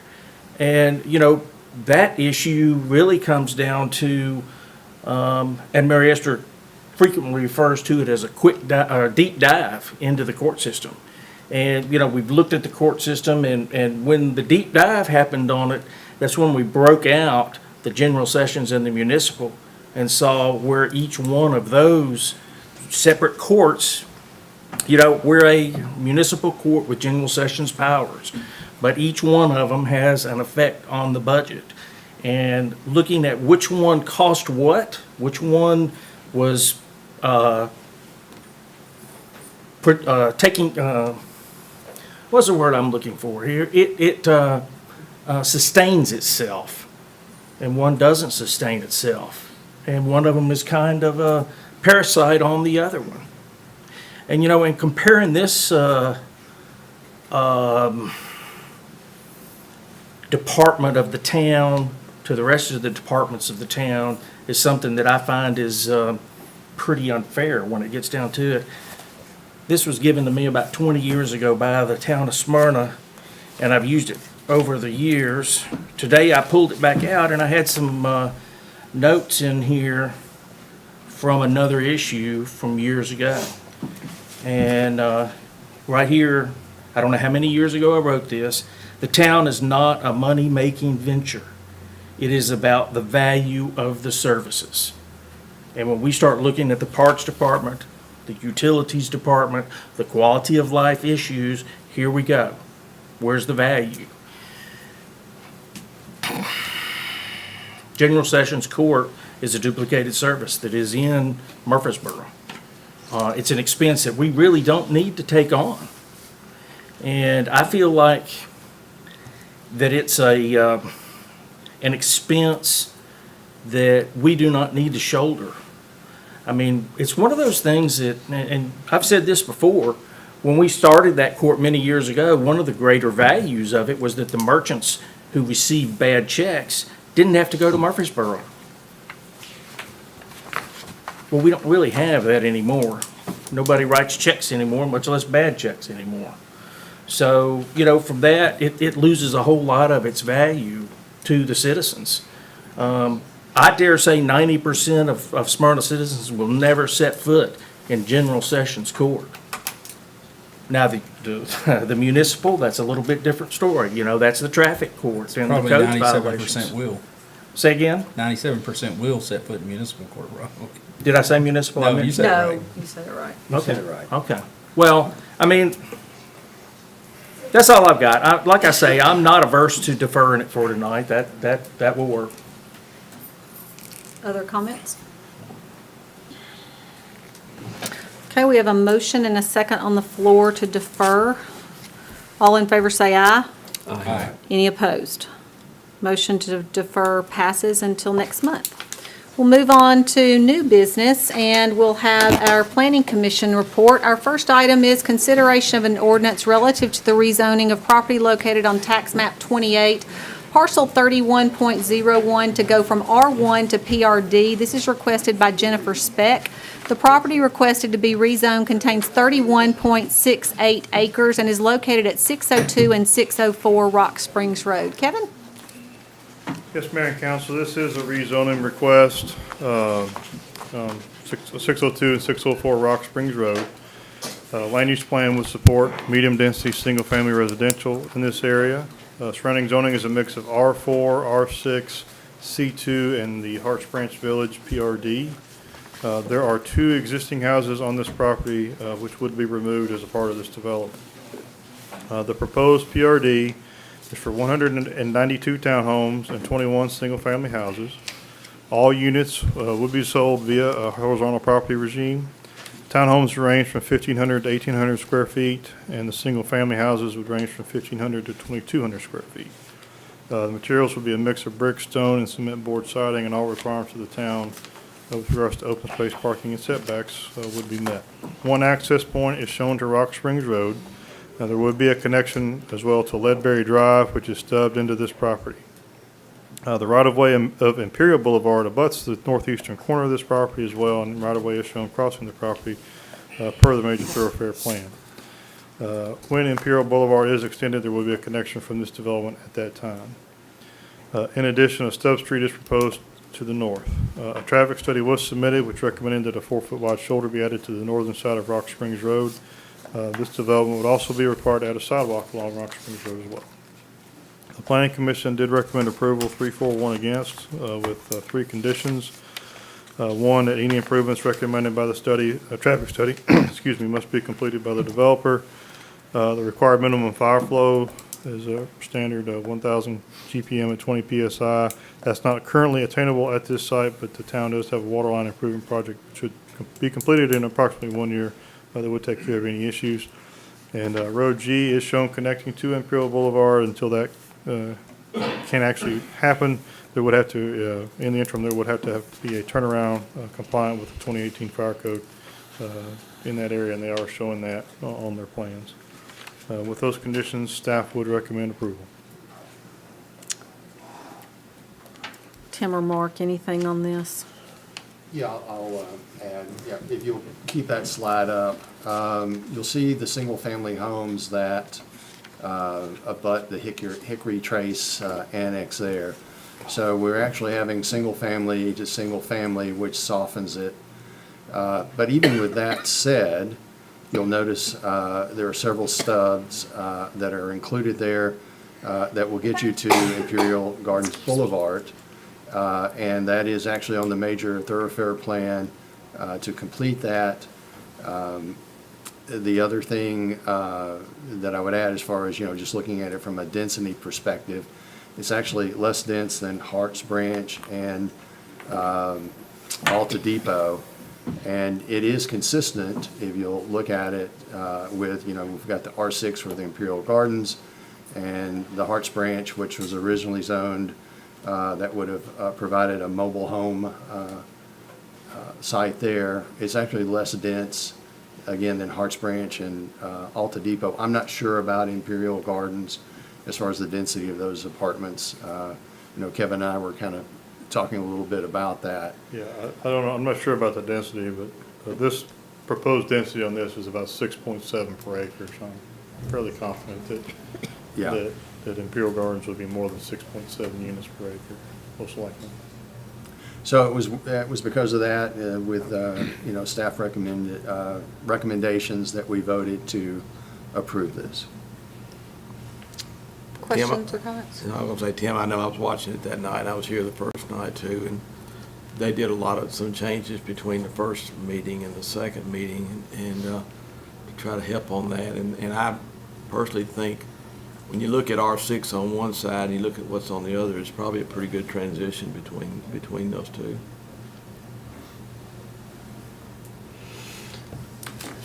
Other questions? Yeah, Kevin, when you were talking about that top right-hand part at Imperial Boulevard, I didn't understand what you said. Okay. Well, the right-of-way for Imperial Boulevard abuts this property in that northeastern corner, that top left or top right corner rather. The road, for whatever reason, when Imperial Gardens was built, they didn't build all of the road. It actually stops at the second entrance into the apartments. And so the right-of-way is there, but the road is not. They're proposing that they would also, that little northeastern corner, that area that it would cross, they would be dedicating the right-of-way to connect to that. And then as it gets built, and it could be continued through this project and into the 2 tracks to the north, to eventually go back and tie in over to Mason Tucker. That's as it's shown on the major thoroughfare plan. The road is stubbed in from Mason Tucker going east there into the C2 property to the north there. So again, they would be dedicating the right of way, and when the road gets extended, the connection could be created at that time. That parcel at the top up there, that's C2 also? Yes, all the properties to the north receive. And so we all know Major Thoroughfare goes up there, but, you say the right-of-way is dedicated all the way to this property now? Yes. So they'll just have to give up that one corner as a right-of-way? Okay. FYI, that property to the east that butts up to the railroad tracks has been through approval for a C2 product as well. I don't see it on that map. Am I correct about that? That is correct, yeah. They Yeah, haven't so- started. The entire length of it, all the way back down to Front Pretty Street? much, yeah. It's a That long little, strip. that long Yeah. skinny. Yeah. Yeah. Yeah, it's all been, conceptually, they had the whole thing, they had phase one, they had like 3 or 4 buildings, I think, in it, kind of in the middle portion of it that they're gonna start with. I don't believe they started construction yet, but it has been approved as such. And to Tim's point, you know, the single-family buffer that they came back and changed satisfied a lot of the planning commission concerns, so. And as I recall, several of not only the single-family homes, and I was trying to find it, but as far as some of the floor plans featured at least a downstairs master, so that, you know, if you were a senior and with where we're thinking the senior citizen, the new center is going to go, it's an easy walk or short drive to get to. It's for, you know, the folks that may fit that category. Was this also the property where the gentleman had the concern about the traffic on, is it Leadberry? It Yes, he was here. It is. And the developer said that they would be willing to put up solar signs, or what did you all agree on? Or what did he say he was willing to do? That was a conversation. The developer did mention he would be willing to do that, and that's what he had seen in other locations was more effective as a traffic calming than having the speed humps and those kind of things. He did mention that. I don't know, it wasn't a part of the motion, I don't believe, for approval. He mentioned it as something that he could do. I know think that we've got was it a on Brookhaven. concern. That was a concern, is people cutting through traffic and that being residential with kids and whatnot. Sure. I knew it was discussed, but I didn't remember what was decided, if anything. Yeah, it was certainly discussed. Like I said, the developer did mention it that night as something he had seen it work well in the past in other jurisdictions and whatnot. But again, it wasn't something that wasn't part of the motion to recommend it to you as a condition of the approval or anything like that. It was just something he mentioned at the meeting and discussed. His name was Mr. Miller. He got up Miller. and spoke with Yes, us for a Mr. few Miller. minutes and just shared his concern about it. He's a very pleasant man. We did describe to him that, you know, those butted roads are for a purpose. You know, they're not cul-de-sacs for another purpose, right? So that helps our fire and police and safety come in and out in a different way.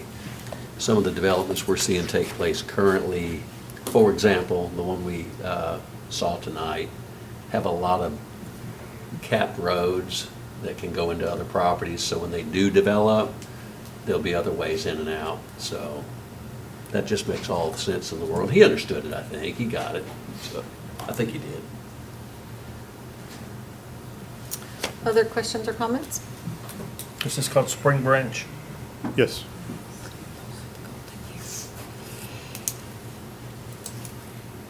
Oh, one other thing I just would like for you to talk about for a few minutes, that Mr. Avera talked about, long-term, he thought that there might need to be a left turn lane, but I know that discussion was had about that, and it was determined that that was not the most effective way to address the traffic issue. So if you could just talk about that for. Yeah, I think Charles For a second. King did speak about that at the meeting. And essentially, Charles' recommendation was to not do the turn lane, as basically to keep the 2-lane facility there as you're coming into downtown.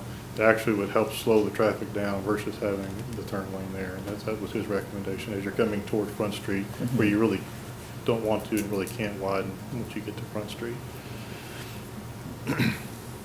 Density on a normal zoning. if you're asking me if this was a straight zoning, yes, it would be R6 for the most part, other than that single-family area on the side there. It's, again, it's about, the overall density is 6.7 per acre. And an R6 allows 14 and a half. It allows 14 and a half, so it would not be, it's a little less than half of what an R6 would actually allow. Other questions? Do I have a motion? I'll move to approve. A motion, do we have a second? Second. Motion is second. Any discussion? All in favor, say aye. Aye. Any opposed? Motion passes.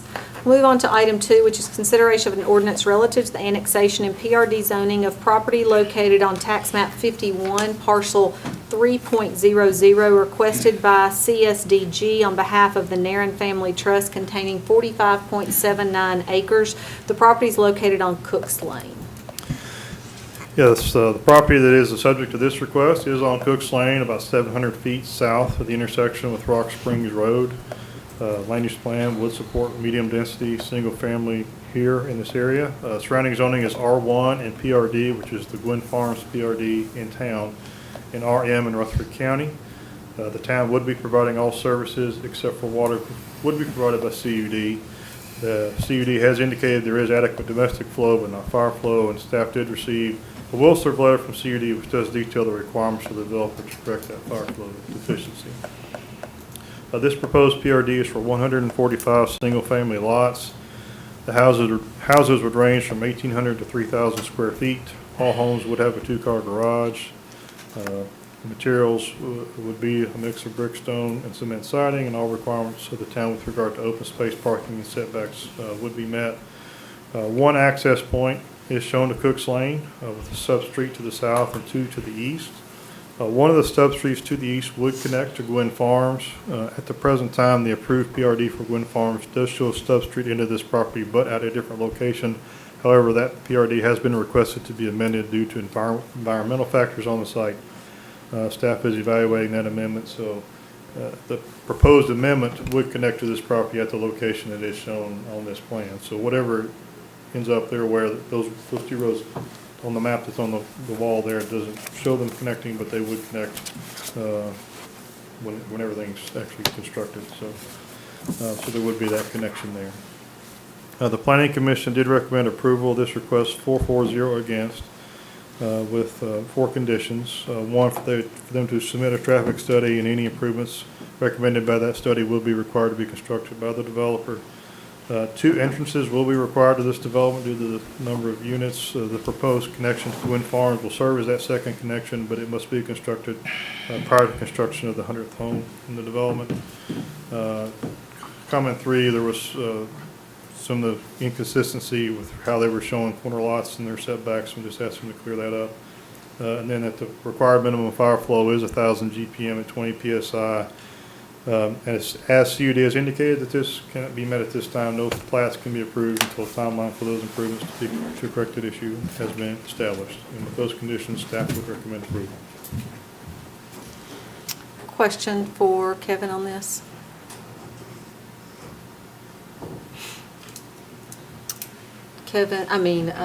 Mark or Tim, anything?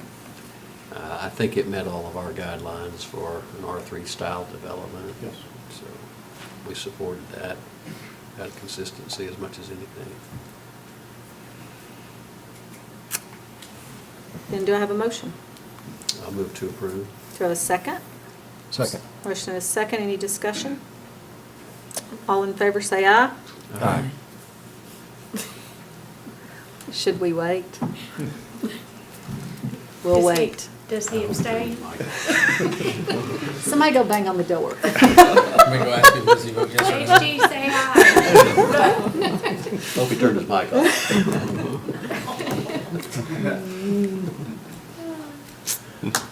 Should we all look at him when he comes back? Yes. Yes.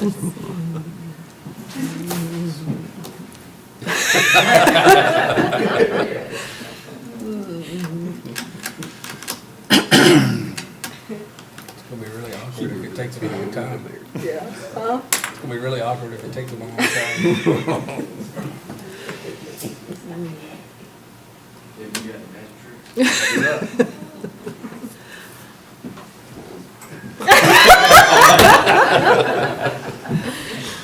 HG, we have a motion. We're and waiting on yours. We have a motion and a second on the floor. Well, All- I'm ready now. All in favor, say aye. Aye. Any opposed?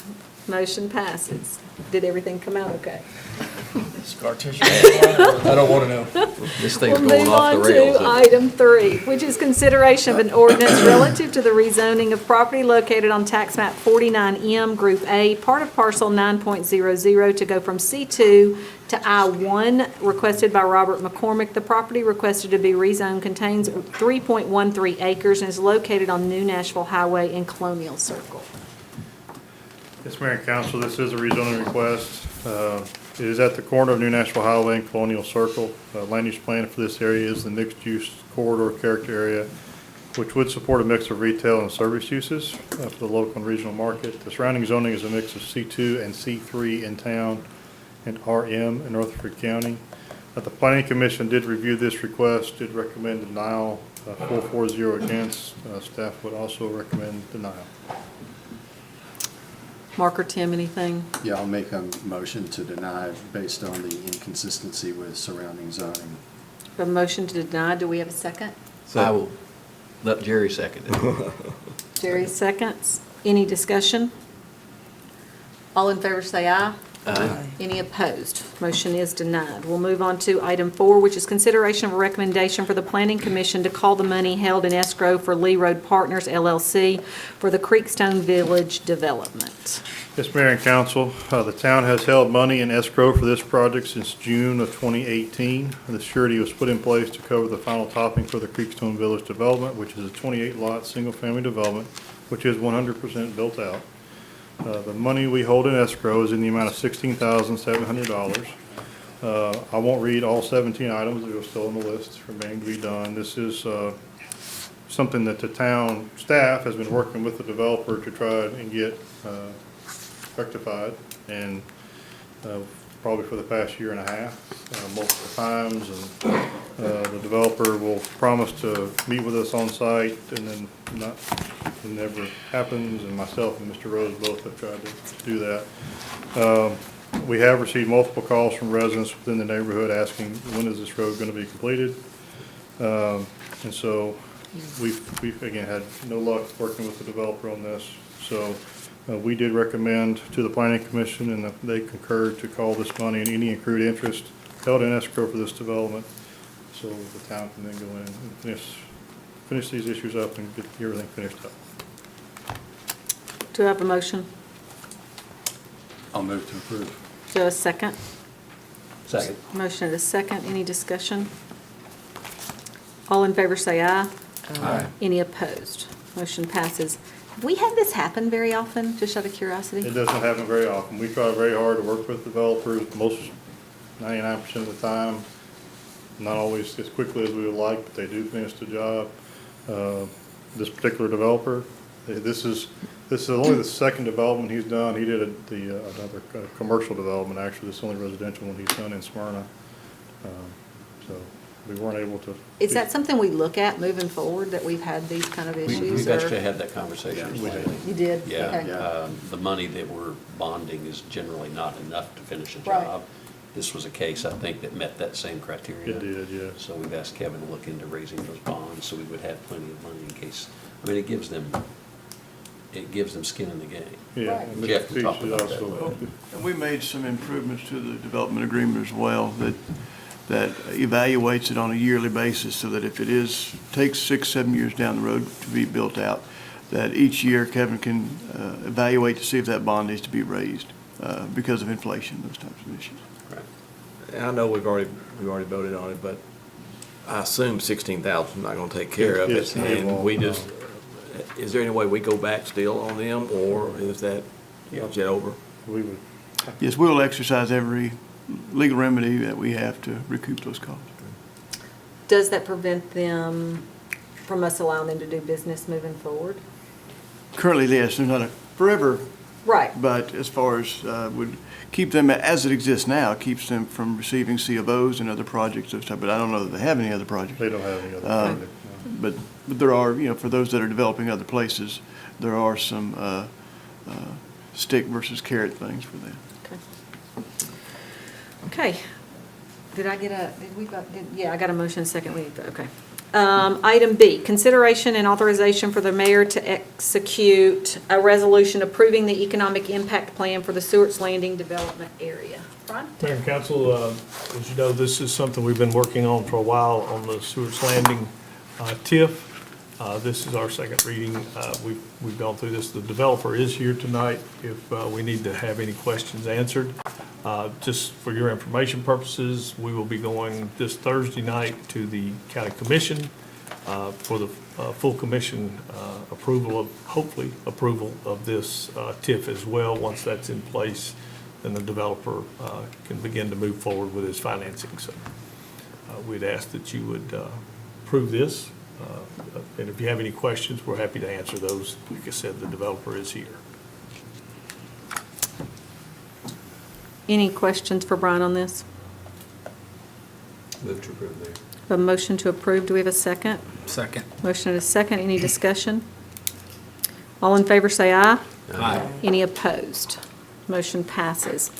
Item C is consideration of an ordinance amending the municipal code Title 14 relative to stormwater. I think he's leaving, not going to talk about stormwater. He's not in stormwater. Were you sleeping? Were you sleeping back there? I only do that when Jeff's talking. I thought this was on the consent agenda. Sorry about that. Oh. But yes, as TDEC has made some changes to our stormwater, to their stormwater requirements. They passed that down to us as well, so we've had to go and make some stormwater, some changes to our stormwater ordinance. Greg Upham worked with Jason King and put that together, and basically dealing with some water quality and other alternatives to water quantity. Any questions for Tom? Do we have a motion? Motion to approve. Second. Motion and a second. Any discussion? I got you this time, too. You did. All in favor, say aye. Aye. Any opposed? Motion passes. Item D is the mayor to appoint one member to the Smyrna Housing Authority to serve an unexpired term ending in 2025. We had two applications, Mary Ann Van Dyke and Jason Surratt, and I don't know if you all looked over the applications or not, but Mary Ann has a significant amount of experience with Housing Authority, and I think after our meeting with them the other day, I think that would be very beneficial to them, and I think they'd enjoy seeing her on the board. So I will appoint Mary Ann Van Dyke to the Smyrna Housing Authority. Item E is council to appoint one member to the Project Assistance Board to serve an unexpired term ending in 2025. This is a council nomination and majority confirmation. We had two applications, Elaine Hanks and Natalie Wilson. So at this point, I will open the floor to nominations. Mayor, I'd like to nominate Natalie Wilson for that position. Okay. Any other nominations? Then we will close the floor to nominations, and since we only had one person nominated and have one member appointment, then all in favor of Natalie Wilson say aye. Aye. Any opposed? Natalie Wilson will serve an unexpired ending in 2025. Our last item is mayor to nominate one member to serve an unexpired term on the Rutherford County Library System Board ending in 2024. This is a mayor nomination, but majority confirmation. We had Laurie Cantrell and Nikki Andrews, and Steve, that's the board that you serve on. And Yeah, I think we had one more applicant that's maybe not in the packet, but we did. We had three, right? We reached out to her. She had applied back in April because we keep the application open annually year-round. So she had applied back in April. Casey and I reached out to her on a couple of occasions to ask if she was still interested in being considered for this opening, and we did not hear back from her, so I did not Okay, so include just the her. two then. Okay. Yes. It just didn't line up with what I thought, right? So Yes, we did have a third, but she didn't express that she was still interested. obviously, with the things that have been going on with the library board and the Murfreesboro Decency Ordinance, there's a lot of pressure and stress on that board. Brian and I actually took a little bit of an unusual approach and sat down and actually talked to one of the candidates ahead of time to make sure she understood what she was signing up for, ask her about her qualifications, because on paper they look really good. She's a retired librarian, which seems to be a very good fit for a library board. After talking to her and discussing with her, then we felt even more comfortable with her understanding of the issues that we're facing and how the, I guess, community as a whole is impacted. So I would highly recommend Laurie Cantrell for that position. She's probably the most qualified library board applicant we've ever received. Okay. So with that said, Or Carol, you got something you look like you're, I was going to ask a question after she finished. Sure. Okay. Just to try to, for consistency's sake, did you talk to the other candidate at all? we did not. On paper, normally we look at these applicants based on the information that they share. Lori was far and above more qualified, so we wanted to exclude her before we went to the next candidate. By talking to her, we didn't exclude her. We actually felt even more confident in her abilities. So we did not talk to the second candidate. Based on just the information they gave us on the application, they didn't seem to be as qualified in any way. Okay. Other questions? With that said, then I will put forth Laurie Cantrell, and all in favor say aye. Aye. Any opposed? Okay, Laurie will serve a term ending in 2024, so we'll be reappointing that in March. Anything under other tonight? Brian? Status reports?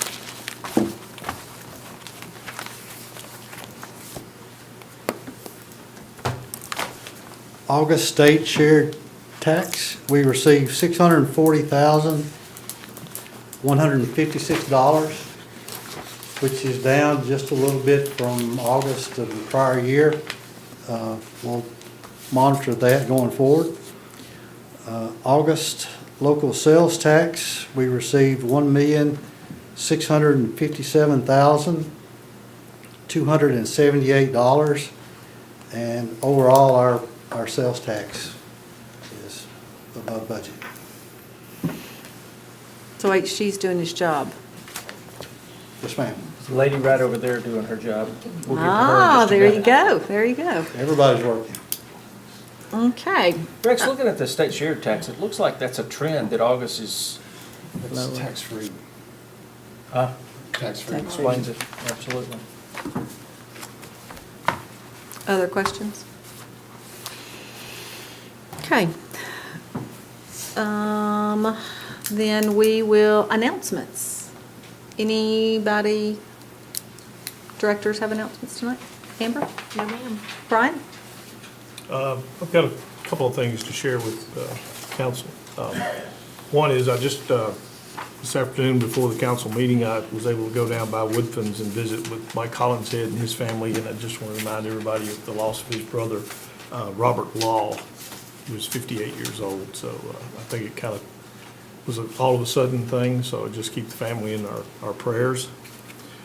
This weekend, we had a shred event at the SOAC, and I just wanted to compliment Mike and his staff for making that happen. I think it was very successful. I got there about 9:10. We went from 9 to 11, and it was a steady flow through the shred event. So that will be something we'll probably look at maybe doing once or twice a year. The next And one, I'm thank really. you for thanks for the citizen Yes, we that had a recommended that. citizen that I mean, recommended those that. are That was things. actually Lori Cantrell, who they just assigned to the library. I think you're right. Was it? Okay. Well, she brought that to our attention. Thank you, Lori. Yeah, thank you, Lori. Thank you for serving on the board, and thank you for the I appreciate idea. it. My mother-in-law disposed of about 50 years of bank statements that I'm not gonna have to clean out someday. I was there, I was actually there and helped to unload that truckload of stuff, so yes. So I was very glad that she had anything to shred. I suggested a lot more. The next thing I have is something we've been waiting on, and I'm very proud to announce. We are being recognized as the world's greatest. The SOAC was nominated, and we were, Bloomberg Television reached out to us, and we were able to put together a really nice package and forwarded that to them, and we were selected. The way this works, Bloomberg picks one thing in certain categories, and once that is, that designation is given to you, that's something that stays with you. So we now we can use the world's greatest as we talk about our SOAC facilities at the parks. Some of the other folks that had previously been honored with this, Procter & Gamble, NASCAR, Samsung, Dow, 3M, the Coca-Cola Company, and Samsung.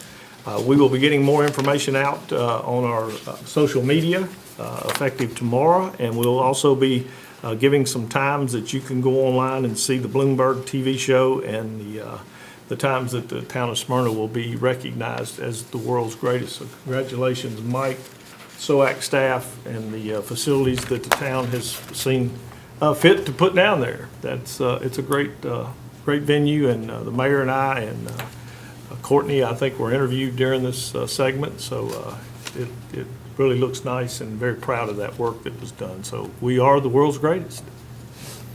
Next, Public Natural Gas Week. This is something, as many of you know, is very special to me. I spent 30 years in the natural gas business, and I'm very proud of the natural gas business we have here in the town of Smyrna. Just wanted to recognize those folks for the work they do on a daily basis. And when I say daily, it's not 8 to 5. Sometimes it's 9 o'clock at night and 2 o'clock in the morning. And when we have cold weather come through, it can be around the clock. So thank you to those guys that keep us warm and keep the gas flowing through the system, not only for our industry, but for our residents. Also this past week was National Customer Service Week. So we were honored to recognize the group in the Treasury Department and also in the Utilities Department for the work they do, providing our customers great service. These fine ladies do a great job for us, and we appreciate everything they do. We did have them out on social media, and just want to recognize them for their efforts. Next, we have a national take-back with the DEA. The event will be Saturday, October 28th from 10 a.m. to 2 p.m. at the Smyrna Police Department. It's located at 400 Enon Springs Road here in Smyrna. And you can safely drop off anonymously any unused solid form of medication, vapes, or for proper disposal. So appreciate the police department, again, working with the DEA to do this and make those services available to our community, whether it's old medicine or maybe some medicine you're not supposed to have, and those kind of things. It is anonymous, and you can bring any solid drugs down there, and we will, and medications, we will remove those for you. So I have a question Yes, ma'am. about that. So do you bring them in your medication bottles, or you Yes. take them out No, you bring them in the beforehand? bottles. Okay. Yeah, bring them in the Because you said it's anonymous, so that's why. It isn't, yeah. Well, you can take the label off, that kind of stuff, or you can put it in a baggie and just bring it. It's either way. Okay. Okay. Veterans Day is fast approaching. I know it's in November, but Saturday, November 11th, 2023 at 11 a.m. Again, we'll be doing this at 100 Sam Ridley Parkway at Lee Victory Recreational Park at the Jeff Coos Memorial. This is always a very special time to recognize our veterans and show a little appreciation for what our veterans mean to our community. It's something I look forward to every year, and I hope you will join us. The last thing I have is love where you live. Nobody trashes Tennessee. We talk about this on a regular basis. I have to give a shout out to my friend Tony Proctor at Seven Oaks. He today again was on Facebook where he had picked up about a garbage bag full of stuff on the back road, and he is diligent about doing that. But I also want to compliment and share with this community something that we've learned this week. We had a couple of pretty significant dumps on Jeannie Lane between Motlow and Old Nashville Highway. And our police department went out, and they were able to go through some of that. And we actually got a name of someone who had dumped some shingles and some paint buckets and those kind of things. And I don't want to go off record here, but I think a warrant was issued. And this gentleman will be getting a visit from the Smyrna Police Department. And we take this kind of dumping very serious. The other thing I wanted to share with you is in doing this, I was a little bit aggravated when I saw the pictures came to me about what was dumped, and I put something on Facebook, and David Gammon, who some of us remember is the commissioner in Laverne, he actually reached out to me off of my post on Facebook and let us know that he is now working for the county as a litter control person. And if we have dumps like that, if we will contact him, in which I put him with our police department, he will go out and do an investigation and take pictures and help us track down those culprits. And his only request is if he does the work, he wants to make sure that we will prosecute. And I think by taking out a warrant on this last one, we will prosecute. So we've got some other resources coming to the table, and we'll be working together with the county and the state of Tennessee on litter in our communities. So folks, we are going to take it serious. So thank you, Chief, for the work that was done by our police department on this last one. And we will continue to do our best to keep Smyrna beautiful. Great. Questions for Brian? Jeff? Yeah, I just wanted to mention, I've got a son-in-law in the Navy, and he, later this week, will be deployed, and he's on an aircraft carrier, and we know that the state of the world currently, and so just thoughts to be with all of our military during this time. Absolutely. Raquel? Have a couple of slides here. Let's see. Okay, so the first one is to congratulations to Smyrna native and Middle Tennessee State University alumnus and hip-hop artist Tyrone Strobel, whose stage name is Tyke T. He recently received an honorary professorship certificate on September the 17th during a break in a special concert at the Orpheum Theater in Memphis, Tennessee. The Smyrna, Tennessee native earned his bachelor's and MBA degrees from MTSU, and the picture that is on the screen is actually with Dean Beverly Keel of MTSU's College of Media and Entertainment, who presented him with the honorary professorship. So we'd just like to congratulate him on that, being a Smyrna native. And he's actually also Miss Marion Appleton's grandson. So. And the second slide,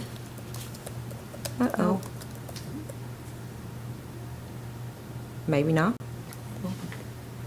Heather? She's not, I don't even. Yeah, the slides are in there. Okay, well, there should be a second slide. If not, I will still tell you what it's about. The Tennessee State Museum and along with Fisk University held a symposium regarding the Rosenwald Schools of Tennessee on September 15th and 16th, and several of the photographs and historical images from the Smyrna Hilltop Rosenwald building were featured in the symposium. And Miss Appleton, I guess she's the famed person of the day. She actually attended Rosenwald and went to the symposium and was featured with several other students who had been students of the school around the state. And so I wanted to acknowledge that for Smyrna. So, and that's all I have. Great. HG? Miss Vanessa, would you step up to the podium? We talk about SIMA a whole lot, Smyrna Independent Merchants Association, and this is Vanessa Haley. She's a longtime president and present board member of SIMA, and I think y'all should see her pretty face and know that this is another one of the people. There's a lot of people behind SIMA, a whole lot of people which contribute to promote shopping local, and this is one of them. Thank you, Vanessa. And she also serves on BZA. She does. She does. Thank y'all for allowing us to do our job so well. We always love having depot days and really getting the word out to bolster our community. So we appreciate the opportunity too. And thank you for being on BZA. I'm probably in trouble, y'all. HG, anything else? Yeah, just be kind, Mary Esther. Got It's difficult for you. It is. Tim? Well, I have a slide. That was Raquel's slide. Oh, wait, go back. Yeah, go back Go and show back to the Raquel's. one for Raquel's. Can we go back? One more. One more. There we go. There it is. Wow. Is that the Smyrna Rosenwald School, do you know? don't think that's a picture of the Rosenwald School. These schools actually go back to like the 1920s. Yeah. So this is some very engaging historical information that affects our town. So, I see Miss Appleton down there in the corner. yes. And you couldn't have had anybody finer representing Smyrna there. Okay. Ready for me? Tim? Okay. Yep. There we go. Whoop, back. There we go. Okay. Fright Night is coming Friday, October 13th, and Saturday, October 14th at the SOAC. 6 to 8 p.m. are the non-scare hours.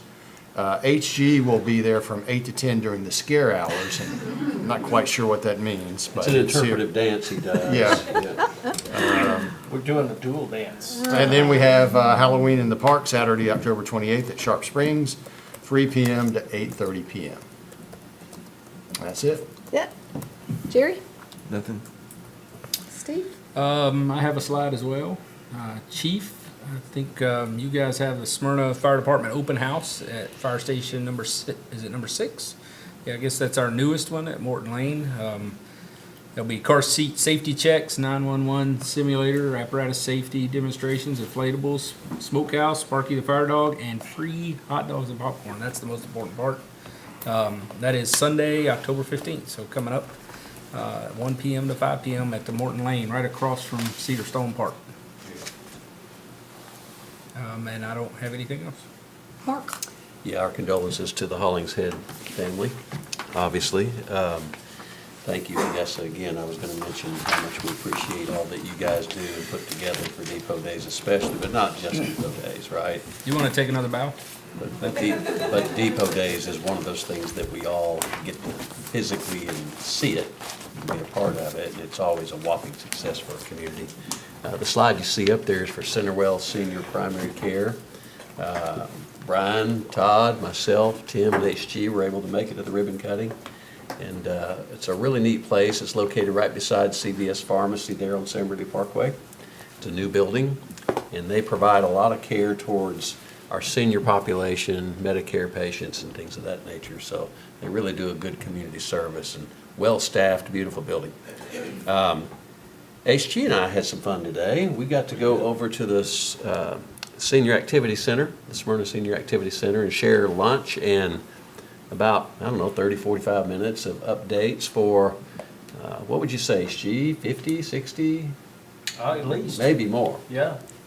Active bunch of seniors in our community, and how much they're growing. I will tell you they're pretty excited about the idea of having a new building at some point in the future, and they wanted to send appreciation to this town council and our town, Brian, all of you that have kind of helped piece together that piece for their future site.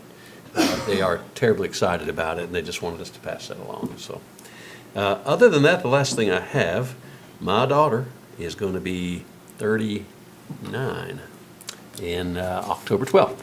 So, happy birthday to my daughter Amber. Love you dearly. She's not watching, but Connie might. She'll call my daughter and tell her dad said something on TV about you tonight. So, other than that, that's all I have, Mayor. Great, thanks. Mark, don't they usually stay 39 for a long time? Yeah, they do. This one will.